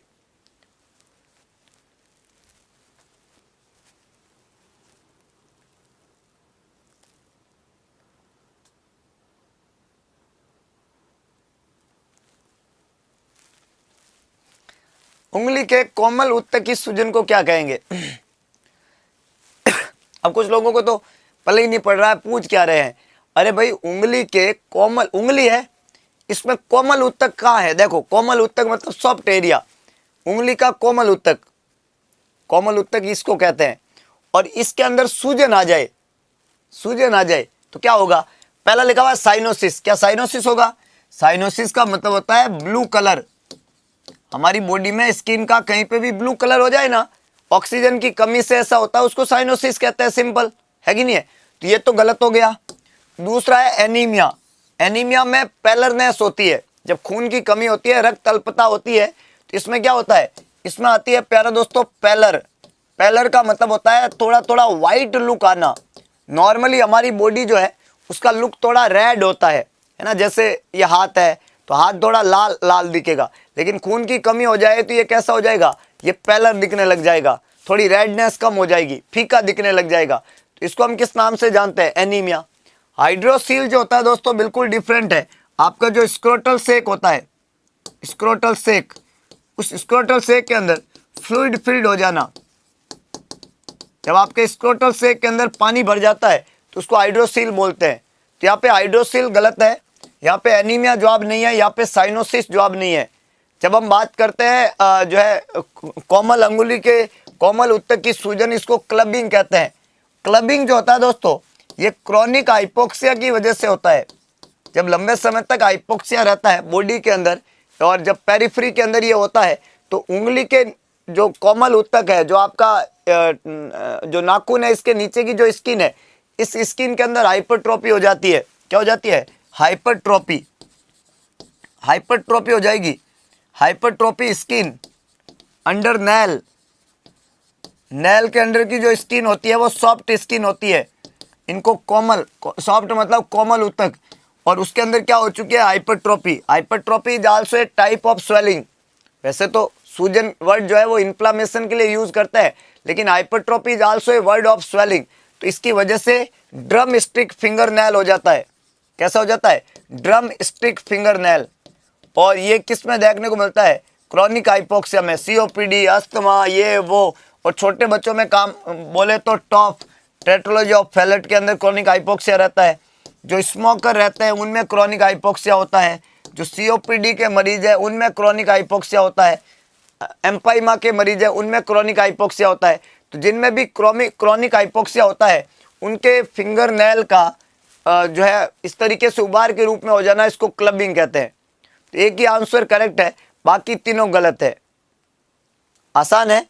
अगला क्वेश्चन, नाया, NYHA, NYHA क्लासिफिकेशन जो चलता है इसमें नाया क्या है, NYHA क्या है, New York heart association, normal young heart association, new young heart association, normal young healthy academy.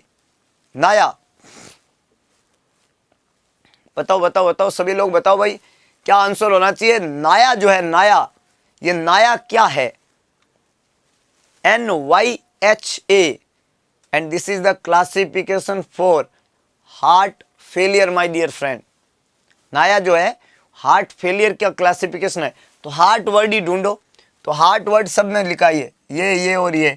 तो ये NY यहाँ पे न्यूयॉर्क है ना, न्यूयॉर्क की एक हार्ट एसोसिएशन है और उसने क्या दिया है, हार्ट फेलियर का क्लासिफिकेशन दिया है। हार्ट फेलियर का क्लासिफिकेशन दिया है। इस क्लासिफिकेशन में उसने बताई है 4 स्टेज। कितनी स्टेज बताई है, 4 स्टेज बताई है, स्टेज 1, 2, 3 और 4। इस नया क्लासिफिकेशन में उसने 4 स्टेज बताई है हार्ट फेलियर की।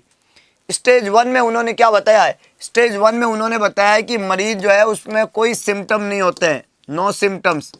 हार्ट फेलियर तो होता है, रिपोर्टों में तो हार्ट फेलियर आ रहा है, लेकिन मरीज को कोई सिम्टम नहीं है अभी हार्ट फेलियर के, तब वो स्टेज 1 में है।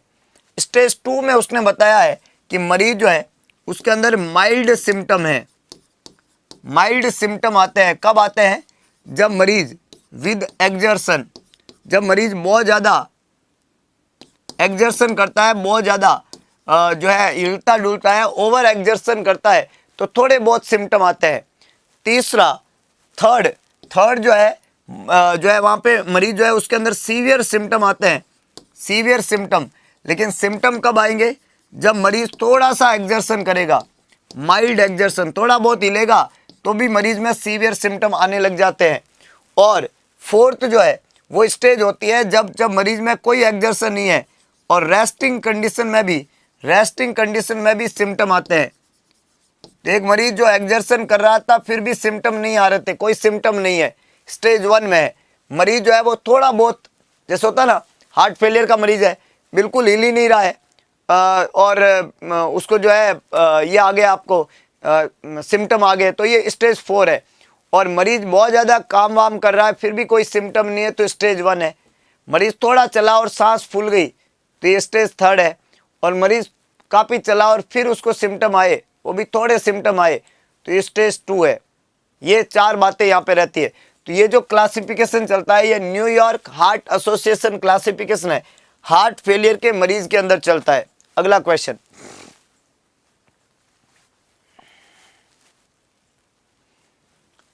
रक्तचाप नापते हैं धमनी में, सीरा में, तंत्रिका में, उपरोक्त सभी में रक्तचाप नापते हैं। सभी लोगों को जवाब लिखना है, रक्तचाप कहां नापते हैं।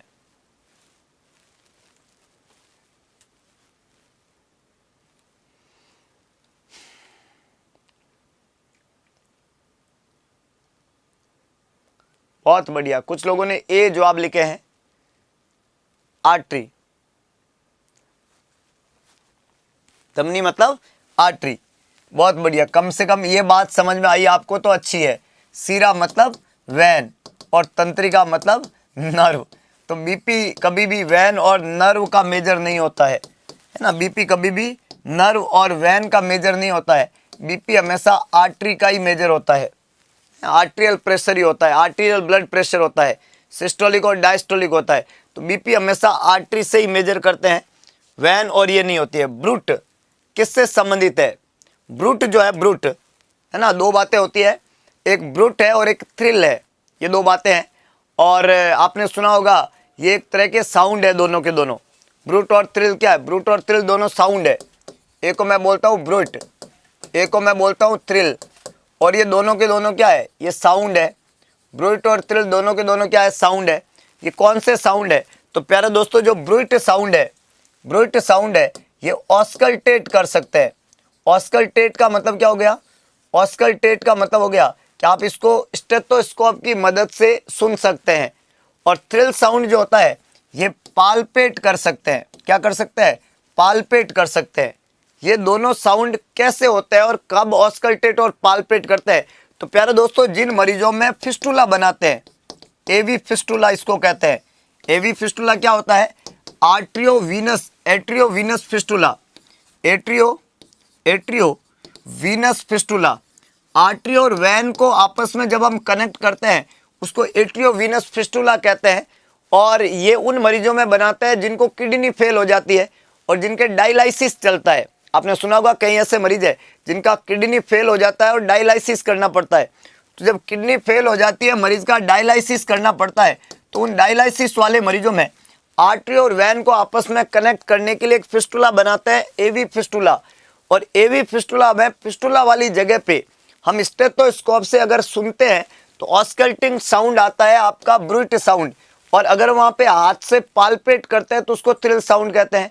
और ये दोनों साउंड जो है आर्टरी और वीनस के फिस्टुला पे होते हैं। तो इसका संबंध ब्रेन, हार्ट या लंग्स से नहीं है, आर्टरी से ही है। क्योंकि अभी हमने बताया कि आर्टरी और वैन का फिस्टुला होता है। साउंड जो होता है वो स्विसिंग साउंड होता है। कैसा साउंड होता है? जब आप सुनेंगे दोनों तरह का ये साउंड है तो कैसा साउंड है? स्विसिंग साउंड है। स्विसिंग साउंड कहता होता है, मतलब ब्लड जब मिक्स होके चलता है तो स्विस करता है,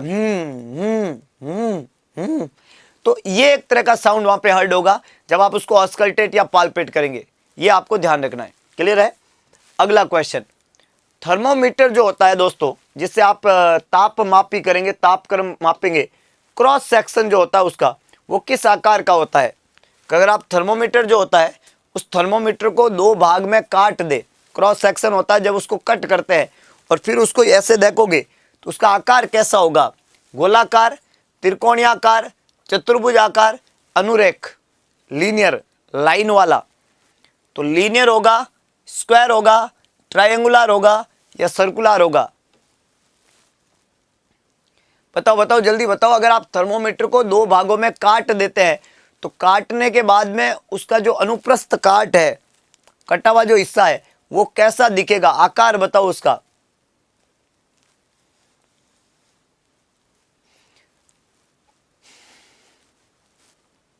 समझे बात को? नहीं? हाँ, तो आपने कभी देखा होगा थर्मोमीटर कभी भी गोल नहीं होता है। थर्मोमीटर कभी भी गोल नहीं होता है। थर्मोमीटर जब भी आप कट करते हैं तो हमेशा ऐसा कटेगा वो, है ना, क्योंकि उसका वो कभी गोल नहीं होता है, उसमें दो भाग होते हैं, तीन हिस्से होते हैं। ऐसी तीन तरह की लाइन होती है थर्मोमीटर में और दो तरह के भाग होते हैं। जब आप कट बनाओगे तो ऐसा दिखेगा और इसको ट्रायंगुलर कहते हैं प्यारे दोस्तों, त्रिकोणीय आकार कहते हैं। आप कभी थर्मोमीटर को हाथ में लेना तो थर्मोमीटर आपको एकदम गोल नहीं दिखेगा, थर्मोमीटर थोड़ा ऐसा होता है, उसमें एक एजेज होते हैं, एजेज, और जब उसको अनुप्रस्थ काट देते हैं आप तो उसका आकार त्रिकोणीयकार होगा, ट्रायंगुलर शेप का होगा। वो एकदम सर्किल नहीं होता है और वो चार भुजाओं वाला तो बिल्कुल नहीं होता है कि नहीं है, और लीनियर एकदम सीधी लाइन जैसा नहीं होता है। तो ये जो होता है वो कैसा होता है, ट्रायंगुलर। आंसर बी यहाँ पे करेक्ट है। सर इतना गौर से तो थर्मोमीटर हमने कभी देखा ही नहीं है, लेकिन CHO एग्जाम में ऐसे सवाल पूछे जाएंगे क्योंकि वो चाहते हैं कि आप थर्मोमीटर को इतना गौर से देखो।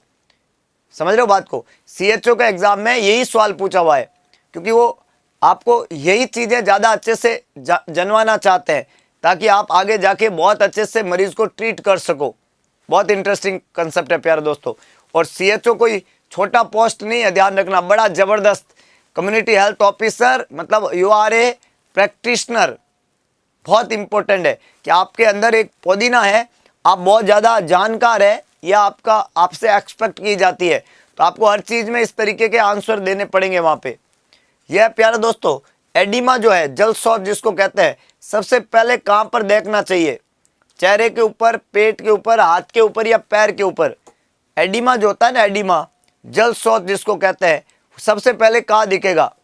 सभी लोगों को जवाब लिखना है अपने अपने तरीके से। एडिमा सबसे पहले कहाँ देखने को मिलेगा, चार जगह यहाँ पे दी हुई है।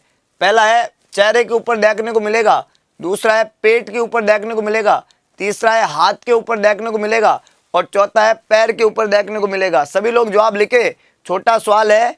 और एडिमा जो है वो बॉडी के सभी हिस्सों में होता है, लेकिन आपको जो सवाल ने पूछा है कि जल शौच या एडिमा सबसे पहले आप कहाँ देखोगे, आपको पता होना चाहिए कि हमारा जो फेशियल एरिया है, यहाँ की जो स्किन है वो बहुत ज़्यादा लूज होती है, यहाँ की स्किन बहुत ज़्यादा क्या होती है, लूज होती है, और वहाँ पे भी एडिमा होता है, इसको पेरी ऑर्बिटल एडिमा कहते हैं।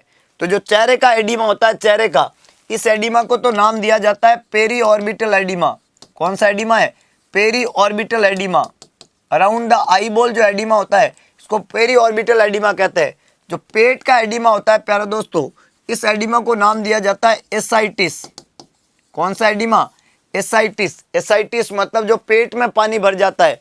जो एडिमा हाथ में होता है प्यारे दोस्तों, हाथ में कोई खास एडिमा होता नहीं है, पर कभी होता है एनासार का, तो हाथ में भी एडिमा हो जाता है। एनासार का के केस में जब जनरलाइज एडिमा होता है, पूरी बॉडी में एडिमा होता है, तो हाथ में भी होगा।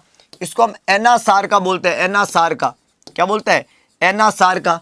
और प्यारे दोस्तों पैर का एडिमा, इसको पेडल एडिमा कहते हैं। कौन सा एडिमा कहते हैं, पेडल एडिमा। जो पेरिफ्री का एडिमा होता है इसको पेडल एडिमा कहते हैं। अब आपको अगर ये पूछा जाए कि जब बॉडी में एडिमा होता है, जल शौच, तो सबसे पहले कहाँ पर देखना चाहिए, तो एक बात बताओ मेरे को, मैं बीमारियों के नाम बोलूँगा, आप मुझे बताना एडिमा कहाँ देखोगे, है ना। एडिमा कब कब होता है, देखो, हार्ट फेलियर का मरीज, एडिमा कहाँ देखोगे। आपका जो है प्रेगनेंसी, एडिमा कहाँ देखोगे। आपका जो है नेफ्रोटिक सिंड्रोम, एडिमा कहाँ देखोगे। आपका जो है लीवर फेलियर का मरीज, एडिमा कहाँ देखोगे। आपका जो है हाइपोप्रोटीनीमिया, एडिमा कहाँ देखोगे। मैंने ये कंडीशन बोली है, इन सभी में जितनी भी बातें हमने बोली है, हाइपरटेंशन, हार्ट फेलियर, प्रेगनेंसी का एडिमा, नेफ्रोटिक सिंड्रोम का एडिमा, सभी तरीके की कंडीशन मैंने बोली है। तो एडिमा कहाँ होता है, एडिमा वहाँ होता है जो डिपेंडेंट एरिया होता है। बहुत सिंपल कंसेप्ट है कि अगर मैं खड़ा हूँ और मेरे को एडिमा होगा, तो एडिमा सबसे पहले पाँव में होगा मेरे भाई। जो चीज़ नीचे होगी, पानी की एक खास बात क्या होती है, पानी हमेशा नीचे की तरफ चलता है। रीनल फेलियर का एक क्लासिकल साइन है, किडनी किसी की फेल हो जाए तो सबसे पहले आंख के अराउंड थोड़ी सूजन आती है। वो सूजन पेरी ऑर्बिटल एडिमा एक बीमारी में है सिर्फ, हम तो किसी बीमारी का जिक्र ही नहीं कर रहे हैं। तो जनरलाइज बॉडी में अगर हम एडिमा की बात करें तो पाँव में सूजन पहले आएगी। कई मरीज आज तक कोई मरीज ये कंप्लेन लेके नहीं आया सीधा कि मेरी आंख में सूजन आ रहा है, पाँव में सूजन आ रही है। ये कॉमन कंप्लेन है। ग्रेविटी, अगर आप लगातार खड़े रहोगे तो एडिमा होगा, है ना। लगातार खड़े रहोगे तो पाँव में क्या होगा, एडिमा। तो एडिमा का जो सबसे प्रिफर एरिया होता है प्यारे दोस्तों, वो हमेशा लेग होता है, पाँव होता है, और उसको पेडल एडिमा के नाम से जानते हैं। एक सवाल बनता है जनरलाइज एडिमा, उसको एनासार का बोलते हैं। हम देखोगे ना, इस एडिमा को कम करने के लिए होता है पाँव को ऊपर करके रखो, पाँव के ऊपर जो है वो जो है गरम पट्टी, आपने वर्ड सुना होगा, या स्टॉकिंग्स कहते हैं हम बेसिकली उसको। तो स्टॉकिंग्स पहन के रखो, टाइट जूते पहनो, मोजे पहनो। अब आंखों के ऊपर मोजे पहनते हैं क्या, जूते पहनते हैं क्या, नहीं। तो एडिमा जो है वो सबसे पहले कहाँ होता है, लेग में, डिपेंडेंट जगह पे पहले होगा, बाकी तीनों गलत है। एक सवाल एग्जाम में पूछा जाता है जनरलाइज एडिमा का, उसको एनासार का कहते हैं। जनरलाइज एडिमा को क्या कहते हैं, तो एनासार का, याद रह जाएगा। हाँ, अगला क्वेश्चन, सीख रहे हो कि नहीं सीख रहे हो? अगर सीख रहे हो तो सेशन जबरदस्त है। आप नया सीख रहे हो क्योंकि सीएचओ का एग्जाम देंगे और एग्जाम में सवाल यही आएगा और जवाब इतने ही गड़बड़ होंगे। फेस कर रहे हो कि लेग कर रहे हो? अब फेस यहाँ है, लेग नीचे है, इतना बड़ा जगह छोड़ दी बीच में, तो सीएचओ तो पीछे रह जाएगा ना। ऐसा तो थोड़ा सोच के जवाब लिखना होता है प्यारे दोस्तों। अगला क्वेश्चन, सुसिनाइल कोलिन जो है से होने वाले हाइपरथर्मिया को कहते हैं। अगर किसी मरीज को आपने सुसिनाइल कोलिन दिया, एक इंजेक्शन है, मसल रिलैक्सेंट बोलते हैं इसको। सुसिनाइल कोलिन एक मसल रिलैक्सेंट है, और आपने मसल रिलैक्सेंट दिया किसी मरीज को, और उस मरीज को ये देने से क्या हो गया, हाइपरथर्मिया, अति ताप हो गया। सुसिनाइल कोलिन दिया और उसका टेम्परेचर 106 हो गया, अति ताप कहते हैं, हाइपरथर्मिया को बोलते हैं अति ताप। तो अति ताप हो गया है, तो बताओ आप क्या करेंगे? बताओ बताओ, जल्दी बताओ प्यारे दोस्तों। कहानी इतनी सी है कि कुछ नया सीख रहे हैं बस। तो सुसिनाइल कोलिन आपने दिया और मरीज को अति ताप हो गया है, तो क्या होगा, स्टेबल हाइपरथर्मिया कहते हैं उसको, स्थिर अति ताप। क्रिटिकल हाइपरथर्मिया, संकटापन अति ताप, संकटापन अति ताप। एंड पोली हाइपरथर्मिया, बहु अति ताप। और मैलिग्नेंट हाइपरथर्मिया, संघातक अति ताप। विच अति ताप इज देयर, कौन सा हाइपरथर्मिया है? दिस इज वेरी डेंजरस, है कि नहीं है? तो जब आपने मसल रिलैक्सेंट दिया, सुसिनाइल कोलिन दिया, तो कौन सा अतिताप होता है? ये मैलिग्नेंट संघातक अतिताप है प्यारे दोस्तों। कौन सा अतिताप है? संघातक अतिताप, इसको बोलते हैं मैलिग्नेंट हाइपरथर्मिया। सुसिनाइल कोलिन की वजह से मैलिग्नेंट हाइपरथर्मिया होता है, और ये मैलिग्नेंट हाइपरथर्मिया जो है उसके होने का कारण है, वो कौन सा कारण है? वो कारण है आपका ये दवाई सुसिनाइल कोलिन, और ये मरीज के लिए बहुत खतरनाक है।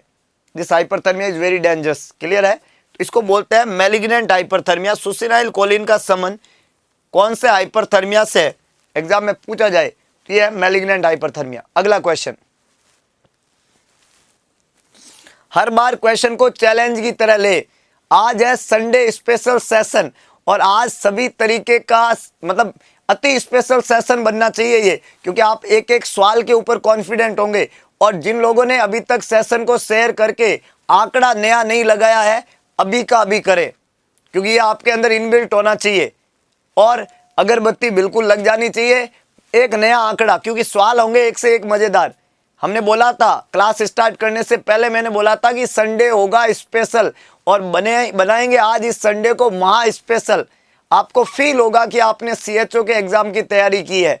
तो प्यारे दोस्तों, हर एक सवाल पे कॉन्फिडेंट होइए, अपने आप को पूरा उत्साह के साथ में जोड़े। जिंदगी में सफलता का पहला मंत्र क्या है? आप उत्साहित रहे अपने लक्ष्य को लेके, सफलता जरूर मिलती है। जब आपके मन में उत्साह होगा तब आप सफल होंगे। टूटे मन से कोई खड़ा नहीं होता है। किसी ने बहुत बढ़िया बात बोली है कि छोटे मन से कोई बड़ा नहीं होता और टूटे मन से कोई खड़ा नहीं होता। तो मन को छोटा ना करे और मन को तोड़े ना, मजबूत रखे, उत्साहित रखे, अंदर एक आग, जुनून, सफलता की आग भूख पाले अपने अंदर, डेफिनेटली सफलता मिलती है। जुनूनी लोगों ने दुनिया बदली है। अपने आप को लो फील ना करे यार, अपने को हराए ना अपने से। हम क्या करते हैं, अपने ही मन से खुद को हरा देते हैं। मेरा कहाँ होगा, नहीं होगा, फिर मेरा सिलेक्शन, मेरे को तो कुछ आता ही नहीं है तो कभी नहीं आएगा, मेरे से तो कुछ होगा ही नहीं तो कभी नहीं होगा। भाई अपने आप को गलत मत बोलो, खुद को बोलो, मेरा नहीं होगा तो किसका होगा। I am the best, I am the best, I am the best. बोलने का आदत डालो, बोलो जोर से। अरे पड़ोसी सुने तो सुनने दो, जोर से बोलो, अपने अंदर एक जुनून पालो, अपने आप को बेस्ट बोलने की। हमने हिम्मत ही नहीं की कभी। भगवान की सौगंध खा के कहता हूं कि हमारे अंदर ये आता ही नहीं है कि हम जोर से बोल सके कि आई एम द बेस्ट। ये अपने अंदर आता ही नहीं है, आना चाहिए, और ये आपको बेस्ट बनाएगा एक दिन इस दुनिया में। याद रखना, है कि नहीं। सवाल जब भी एग्जाम में आए, आंसर चाहे आए ना आए, कॉन्फिडेंस पूरा होना चाहिए अंदर। This is very interesting. So koilonychia जो होता है, ये नाखून के कटे फटे होने का इंडिकेशन है। कोइलोनैक्या क्या है? कटे फटे नाखून, ब्रिटल नेल, स्पून नेल, ये सब इसी के तो नाम है। कोइलोनैक्या क्या है? कोइलोनैक्या है स्पून नेल। कैसे नेल है? Spoon nail. ब्रिटल नेल, प्यारे दोस्तों, brittle nail, spoon nail, brittle nail, कटे फटे नाखून, अंदर की तरफ धसे हुए नाखून, आड़े टेढ़े नाचता हुआ नाखून, दैट इज कोइलोनैक्या। तो यहाँ पे कोइलोनैक्या जो है वो किसका इंडिकेशन है? ये ब्रिटल नेल बताते हैं आयरन डेफिशिएंसी एनीमिया को। किसको बताते हैं प्यारे दोस्तों? आयरन डेफिशिएंसी एनीमिया को। ध्यान रहे, brittle nail is a sign of iron deficiency anaemia. What is iron deficiency anaemia? Microcytic hypochromic, प्यारे दोस्तों, microcytic hypochromic. Iron deficiency anaemia is anaemia that is microcytic hypochromic. वह क्या था? वह ये कि आपकी बॉडी में आयरन की कमी है। आयरन, प्यारे दोस्तों, आयरन को ही मैं हीमोग्लोबिन बोलता हूं।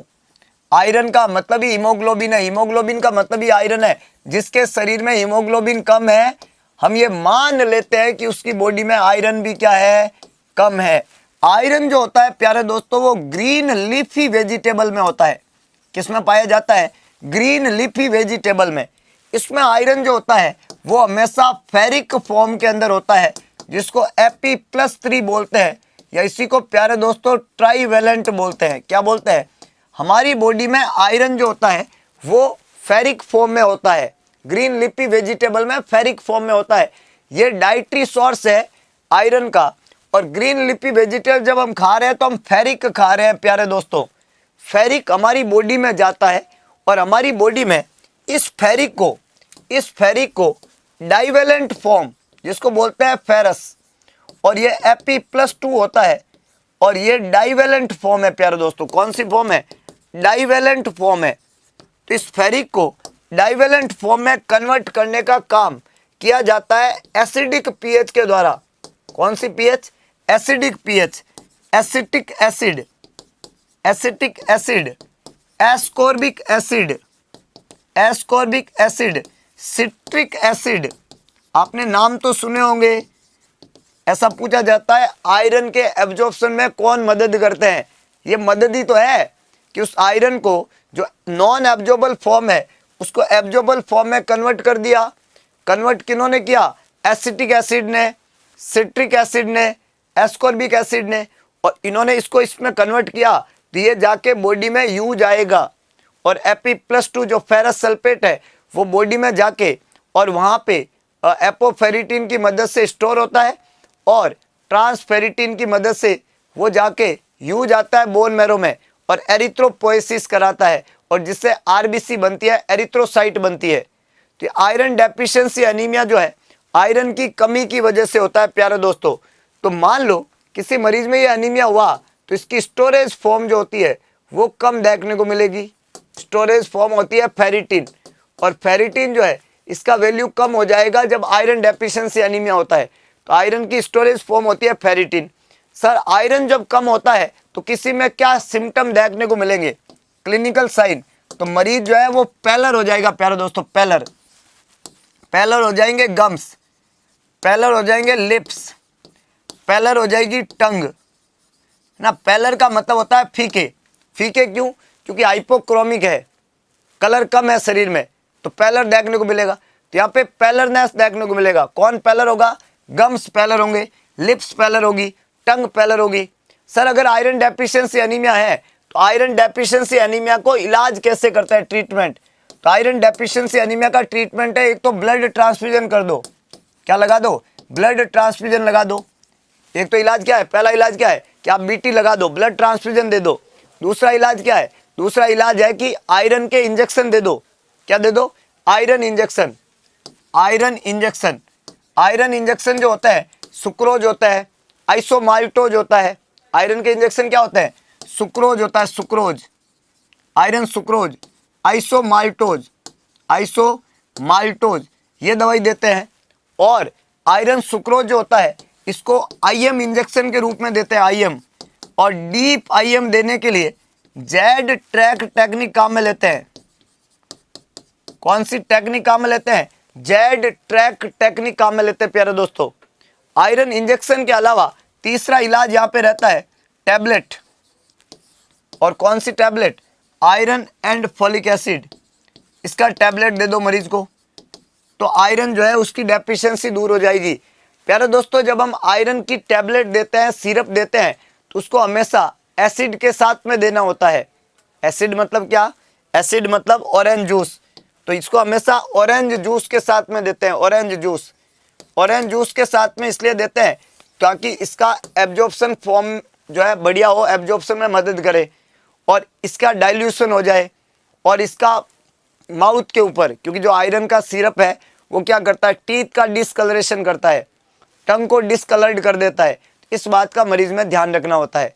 तो स्ट्रो यूज करते हैं, डाइल्यूट करके देते हैं, ऑरेंज जूस के साथ में देते हैं। जेड ट्रैक मेथड से ही आईएम इंजेक्शन देते हैं। इसका रीजन है कि जो दवाई है वो मसल में ही रहे, मसल से बाहर लीक ना हो, क्योंकि जब वो लीक होती है तो क्या होता है, वहाँ पे इरिटेशन होता है, जलन होती है मसल टिश्यू के अंदर, तो दवाई वापस टिश्यू में ना आए, इसके लिए उसको सील करने के लिए इस मेथड को यूज किया जाता है, मसल के अंदर सील करने के लिए। So this is very important concept about the iron deficiency anaemia. अगला है दोस्तों मास्टेल्जिया। तो प्रीवियस क्वेश्चन आपने समझ लिया कि हमने जो यहाँ पे बताया कि कौन सा इंपॉर्टेंट जो है आपका यहाँ पे कोइलोनाइकिया किससे संबंधित है, तो ये आयरन डेफिशिएंसी एनीमिया से संबंधित है। एनीमिया यहाँ पे करेक्ट आंसर होगा। कोइलोनाइकिया किस में देखने को मिलता है, एनीमिया में। साइनोसिस जो होती है उसके अंदर तो स्किन का कलर ब्लू होता है, स्किन का कलर कैसा होता है, ब्लू होता है, तो साइनोसिस यहाँ पे होगा नहीं। क्लबिंग जो होती है, अभी हमने बताया था जब क्रोनिक हाइपोक्सिया होता है तो नाखून जो होता है वो क्या हो जाता है, उबार के रूप में आ जाता है, क्लब्ड हो जाता है। नेल जो होता है वो क्या हो जाता है, क्लब्ड हो जाता है, वो उबार के रूप में ऊपर आ जाता है, इसको क्लबिंग के नाम से जानते हैं। और एडिमा जो होता है दोस्तों, ये प्रोटीन की कमी से वजह से होता है। अगर बॉडी में कहीं पे भी एडिमा है तो एडिमा वर्ड स्पेशली इंडिकेट करता है protein deficiency. Whenever the client have proteinuria, hypoalbuminaemia that will lead to deficiency of protein causes oedema. एक ब्लॉक कर दो ना। तो यहाँ पे सबसे इंपॉर्टेंट एस्पेक्ट है एनीमिया, और एनीमिया जो है वो कोइलोनाइकिया का मुख्य कारण है, ऐसा हमने यहाँ पे पढ़ा। क्लियर है। चलिए अगला क्वेश्चन प्यारे दोस्तों, मास्टेल्जिया होता है, मास्टेल्जिया क्या होता है। एमवीआई इंजेक्शन दे सकते हैं, दो ना भाई, मल्टीविटामिन तो कोई भी दे सकते हो। मल्टीविटामिन तो विटामिन बी कॉम्प्लेक्स होता है, तो वो डिपेंड करता है रूट के ऊपर, याद रखना। अगला क्वेश्चन, मास्टेल्जिया क्या है, सभी लोगों को जवाब लिखना है। What is मास्टेल्जिया।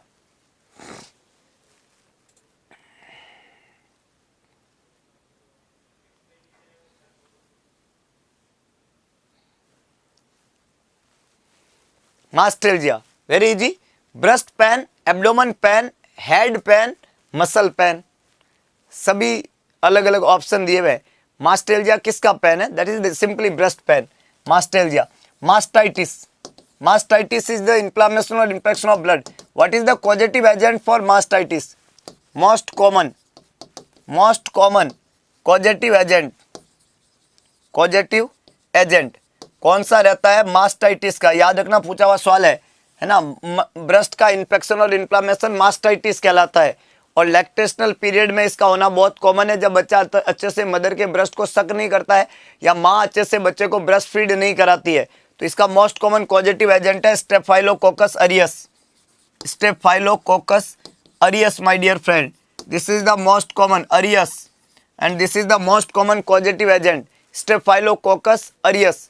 याद रखना, Staphylococcus aureus is the group A, beta haemolytic ये नहीं होता है। स्टेफाइलोकोकस अरियस यहाँ पे मोस्ट कॉमन कॉजेटिव एजेंट है जो क्या कराता है, मास्टाइटिस कराता है, पूछा हुआ सवाल है। और ब्रेस्ट का इन्फ्लामेशन और ब्रेस्ट में पस का फॉर्मेशन होना मास्टाइटिस कहलाता है। क्लियर हो जाएगा, आसान है। हाँ, ग्रुप ए बीटा इमोलाइटिक स्ट्रेप्टोकोकस तो सोर थ्रोट कराता है, और सोर थ्रोट जो है वो लीड करके रूमेटिक फीवर हमने बताया, एक्यूट ग्लोमेरुलोनेफ्राइटिस, बड़ी बड़ी बीमारियां होती है, तो वो सोर थ्रोट की कहानी रहती है ना। और उससे आगे जाके जो है हमने ये भी बताया था कि आपका जो है rheumatic fever will lead to rheumatic heart disease, that is acquired heart disease my dear friend, ऐसा वहां पे देखने को मिलता है। अगला क्वेश्चन, हाँ सीएचओ के एग्जाम में साइकेट्रिक जो है पूरा तो नहीं है, लेकिन उसका कुछ पोर्शन है ना, वहाँ पे जो है साइको एक्टिव सब्सटेंस एब्यूज करके टॉपिक मेंशन किया गया है। तो जितने भी नशे रहते हैं साइकेट्रिक में हम पढ़ते हैं, जैसे कोई समाज में एल्कोहल एडिक्शन का मरीज है, टोबैको एडिक्शन कर रहा है ना, गांजा भांग, तो ये जितने भी एडिक्शंस होते हैं उन एडिक्शन वाले मरीजों को कैसे केयर देना है, कैसे मरीज को आप एडिक्शन से छुटकारा दिलवा सकते हो, ये टॉपिक इंक्लूड है। तो आपको उन टॉपिक को ज़्यादा पढ़ना होता है, हालांकि आप कोई भी टॉपिक पढ़े पर लेकिन ये टॉपिक ज़्यादा वहाँ पे पढ़े तो ये साइकेट्रिक वाला पोर्शन कवर होगा।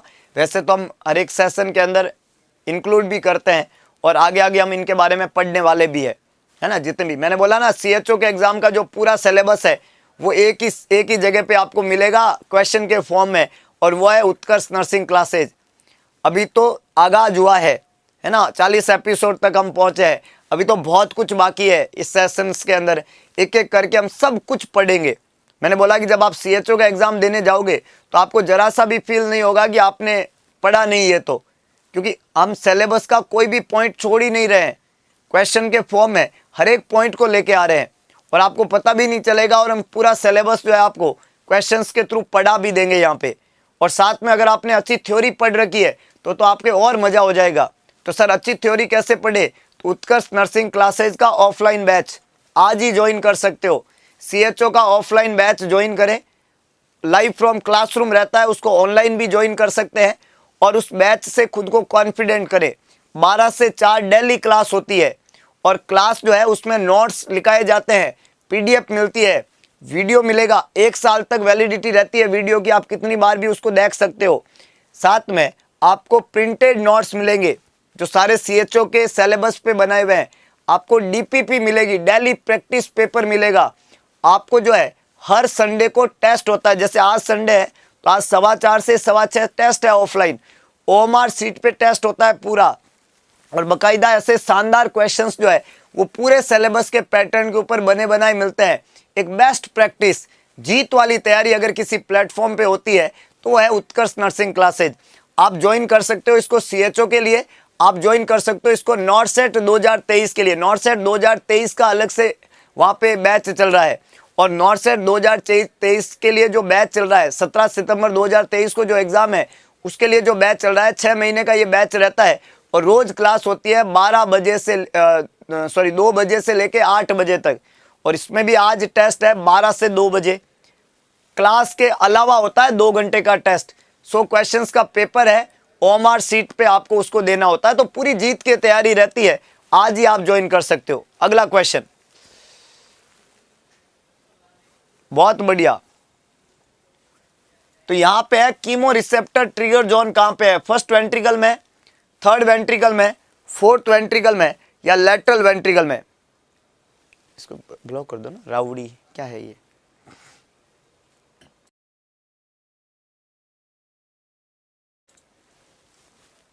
कीमो रिसेप्टर ट्रिगर जोन, सभी लोग जवाब लिखे। YouTube पर क्या दिलवाए भाई, YouTube पे टेस्ट कैसे दोगे, जो टेस्ट को हम गोले भर रहे हैं उसको आप YouTube पे कैसे दोगे। YouTube पे तो ले ही रहे हैं ना टेस्ट, मतलब थोड़ा तो रखो कि क्या हो रहा है।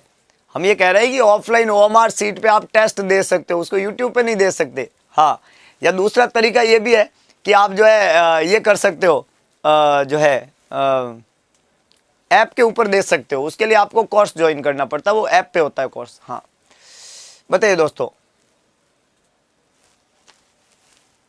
कीमो रिसेप्टर ट्रिगर जोन कहां पर स्थित है? फर्स्ट, थर्ड, फोर्थ और लेटरल? बताओ, सभी लोग जवाब लिखो। जी हाँ दोस्तों, इट्स फोर्थ वेंट्रिकल। कहां होता है? चतुर्थ निलय। वेंट्रिकल्स हमारे ब्रेन में पाए जाते हैं, वेंट्रिकल्स। हाँ, और ये जो ब्रेन में वेंट्रिकल्स है, इन वेंट्रिकल में जो है आपका लेटरल वेंट्रिकल होता है दो, एक थर्ड वेंट्रिकल होता है, एक फोर्थ वेंट्रिकल होता है। तो जो दो लेटरल वेंट्रिकल है वहां से थर्ड और उसके बाद में फोर्थ वेंट्रिकल इस तरीके से चलता है। हाँ, तो ये जो लेटरल वेंट्रिकल है इनको थर्ड से जोड़ता है इंटरवेंट्रिकुलर फोरामिना, थर्ड को फोर्थ से जोड़ता है सेरिब्रल एक्विडक्ट, और फोर्थ खुलता है सब एरेक्नोइड स्पेस में। दो मीडियल फोरामिना और एक मीडियल फोरामिना और दो लेटरल फोरामिना। लेटरल फोरामिना को बोलता है फोरामिना ऑफ लुस्का और मीडियल फोरामिना को बोलता है फोरामिना ऑफ मैगेंडी। इस तरीके की कहानी यहाँ पे रहती है। हाँ, अगला क्वेश्चन, बहुत बढ़िया। अगला क्वेश्चन क्या है दोस्तों? Very interesting.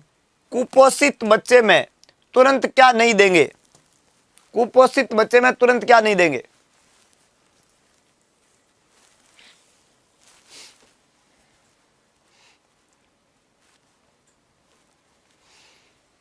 CHO का ऐप ज्वाइन नहीं करना है, उत्कर्ष ऐप को डाउनलोड करना है ना। CHO का ऐप नहीं होता है, उत्कर्ष का ऐप है और उसको आपको डाउनलोड करना होता है प्ले स्टोर से।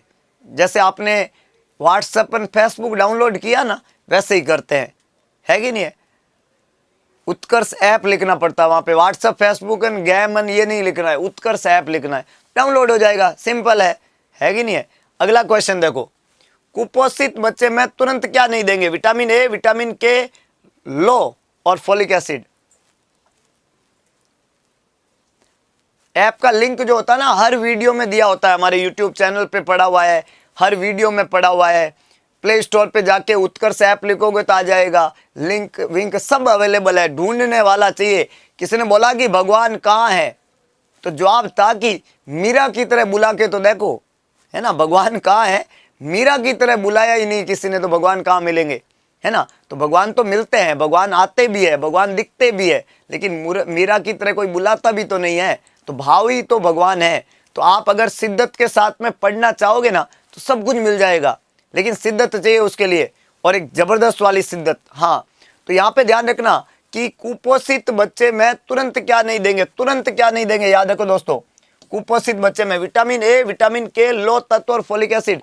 जब भी कोई बच्चा जो है माल न्यूट्रिशन का शिकार होता है, ध्यान रखना, जब भी कोई बच्चा माल न्यूट्रिशन का शिकार होता है, माल न्यूट्रिशन जिसके अंदर एक कंडीशन है सीवियर एक्यूट माल न्यूट्रिशन, तो एग्जाम में सवाल पूछा जाता है कि इसका जब इलाज करते हैं, ट्रीटमेंट, तो क्या सबसे पहले ट्रीट करेंगे।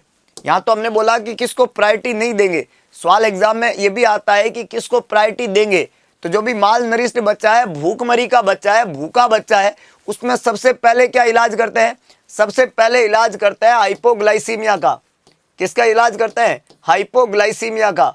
शुगर का इलाज करता है, पहले ग्लूकोज देते हैं प्यारे दोस्तों। सबसे पहले ऐसे बच्चों को क्या दो? ग्लूकोज दो, हाइपोग्लाइसीमिया का इलाज करो उसका, ठीक बात है। फिर ऐसे बच्चों के अंदर हम ट्रीट करते हैं हाइपोथर्मिया को, हाइपोथर्मिया का इलाज करते हैं, बच्चे को गर्म करते हैं। बच्चे के अंदर हम इन्फेक्शन को ट्रीट करते हैं, इन्फेक्शन को। बच्चे के अंदर हम फ्लूइड एंड इलेक्ट्रोलाइट को ट्रीट करते हैं, फ्लूइड एंड इलेक्ट्रोलाइट्स को, न्यूट्रिएंट्स को ट्रीट करते हैं। एक एक करके ऐसे स्टेप होते हैं। पहला इलाज हमेशा किसका रहेगा? हाइपोग्लाइसीमिया का रहेगा। सर सैम क्या है? सैम का मतलब होता है सीवियर एक्यूट माल न्यूट्रिशन, सीवियर एक्यूट माल न्यूट्रिशन। माल न्यूट्रिशन का एक टाइप है जिसमें बच्चे का जो मिड अपर आर्म सरकमफ्रेंस है वो 11.5 से कम होता है। इस सैम के बच्चे में हमने बताया था कि मिड अपर आर्म सरकमफ्रेंस जो होता है वो लेस देन 11.5 सेंटीमीटर होता है। ये सैम कैटेगरी का बच्चा कहलाएगा। अब सैम के बच्चे में विटामिन ए यहाँ पे ऑप्शन है प्यारे दोस्तों। तो विटामिन ए जो होता है वो बच्चों में, कुपोषित बच्चों में देते हैं। बच्चा कुपोषित नहीं हो तो भी विटामिन ए देते हैं इनिशियली। कुपोषण के बच्चे में जब इलाज करते हैं तो इनिशियल फेज में विटामिन देते हैं, विटामिन के भी देते हैं, विटामिन ए भी देते हैं।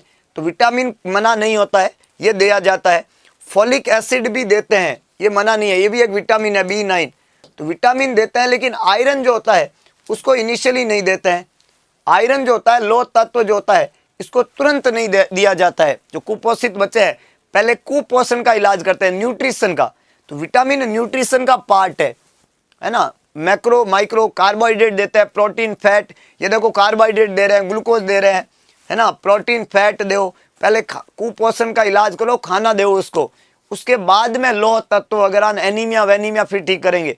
जैसे होता ना किसी को खून की कमी है, कुपोषण का शिकार है, तो पहले तो न्यूट्रिशन वाली चीजें दो ना, पहले खाना ही देंगे।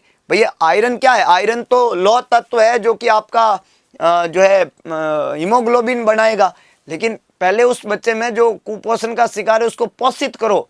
जब आप पोषित करोगे तो हो सकता है कि पोषण करने से उसके अंदर चीजें बनने लग जाए और फिर उसके अंदर ये शुरू करेंगे। याद रह जाएगा।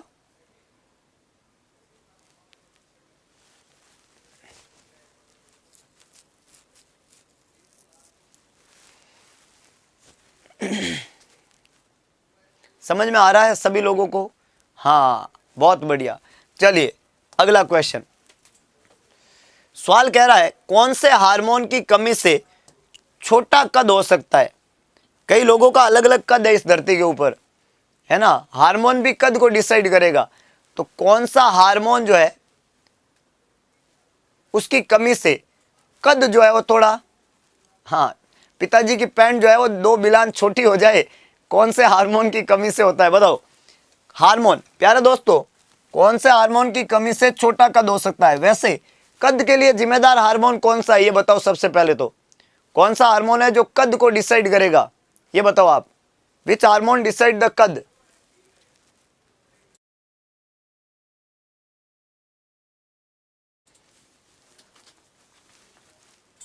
कद को डिसाइड करने वाला हार्मोन कौन सा है प्यारे दोस्तों?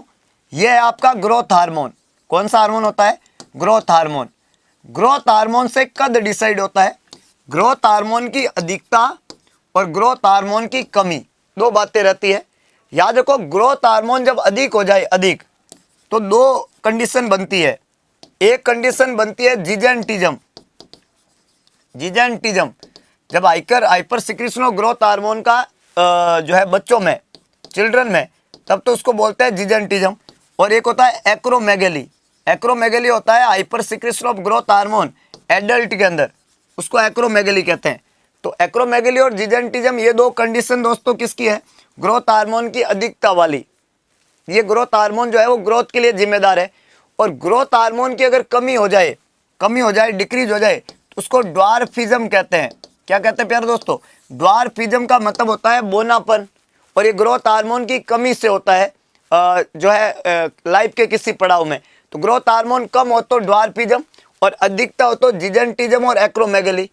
प्यारे दोस्तों, इंसुलिन, एड्रिनलिन और थायरोक्सिन और रेनिन, तो यहाँ पे ध्यान रखो, इंसुलिन जो हार्मोन है ये हार्मोन ग्रोथ के लिए नहीं है। बेसिकली इंसुलिन हार्मोन जो है वो उसका काम है ग्लूकोज को रेगुलेट करना। तो this hormone is responsible for glucose regulation. Glucose regulation हमारे क्वेश्चन के अंदर हमें ग्रोथ हार्मोन ऑप्शन में नहीं मिला। इंसुलिन हार्मोन ग्लूकोज को कम करता है, ग्लूकागॉन ग्लूकोज के लेवल को बढ़ाता है और बॉडी में नॉर्मल ग्लूकोज का लेवल रहता है जो 70 से 110 होता है। कितना होता है? 70 to 110। तो इसको इसी रेंज में रखने के लिए जिम्मेदार है ये हार्मोन। तो लेकिन हमें जो सवाल ने पूछा है उसमें तो ग्रोथ की बात हुई है। ग्रोथ हार्मोन जब ऑप्शन में नहीं है तो और कौन सा हार्मोन रहेगा? एड्रिनलिन। एड्रिनलिन ग्रोथ नहीं कराता है। ये तो हमने बोला था फाइट एंड फ्लाइट वाला हार्मोन है। जब भी आप स्ट्रेस वाली कंडीशन में आपके नर्वस सिस्टम को या एंडोक्राइन सिस्टम को क्विक एक्शन करना है, फाइट एंड फ्लाइट रेस्पॉन्स देना है, तब हम किसकी बात करते हैं? एड्रिनलिन की। तो यहाँ पे ग्रोथ कराने वाला जो हार्मोन है प्यारे दोस्तों उसको थायरोक्सिन बोलते हैं। और यह हार्मोन T4 हार्मोन है, टेट्रा आयोडोथायरोनिन। और जिनमें इसकी कमी होती है, जैसे छोटे बच्चों में एक कंडीशन होती है क्रिटिनिज्म। आपको एग्जाम में पूछे क्रिटिनिज्म क्या होती है? क्रिटिनिज्म कंजेनाइटल हाइपोथायरॉयडिज्म है, थायराइड हार्मोन की कमी वाली बीमारी है। तो अगर मान लो थायराइड हार्मोन की कमी वाली बीमारी है, क्रिटिनिज्म है, तो उसके अंदर भी हाइट नहीं बढ़ेगा और ग्रोथ नहीं होगी। तो हाइट को बढ़ाने के लिए थायराइड हार्मोन जरूरी होता है। थायराइड हार्मोन की कमी से वहां पे कौन अफेक्ट होगी? ग्रोथ अफेक्ट होगी और कद थोड़ा क्या रह जाएगा? छोटा रह जाएगा प्यारे दोस्तों। और रेनिन एक हार्मोन है जो किडनी सिक्रेट करती है। रेनिन हार्मोन जो है वो बीपी को रेगुलेट करने के लिए जिम्मेदार माना जाता है। एक पूरा सिस्टम चलता है हमारी बॉडी में, उस सिस्टम का नाम है रेनिन एंजियोटेंसिन एल्डोस्टेरोन सिस्टम। इसमें क्या होता है कि जब भी आपकी बॉडी में वॉल्यूम कम हो जाता है, सोडियम कम हो जाता है, बीपी कम हो जाता है, पोटेशियम ज़्यादा हो जाता है, तो ये सिस्टम एक्टिवेट होता है। Renin angiotensin aldosterone system activate होकर ये क्या करता है, रेनिन का सिक्रेशन कराता है, एंजियोटेंसिन को एंजियोटेंसिन 1 में कन्वर्ट करता है, 1 को 2 में कन्वर्ट किया जाता है, और आपकी बॉडी में वेजो कॉन्स्ट्रिक्शन होता है और आपकी बॉडी में ब्लड का प्रेशर वापस बढ़ता है।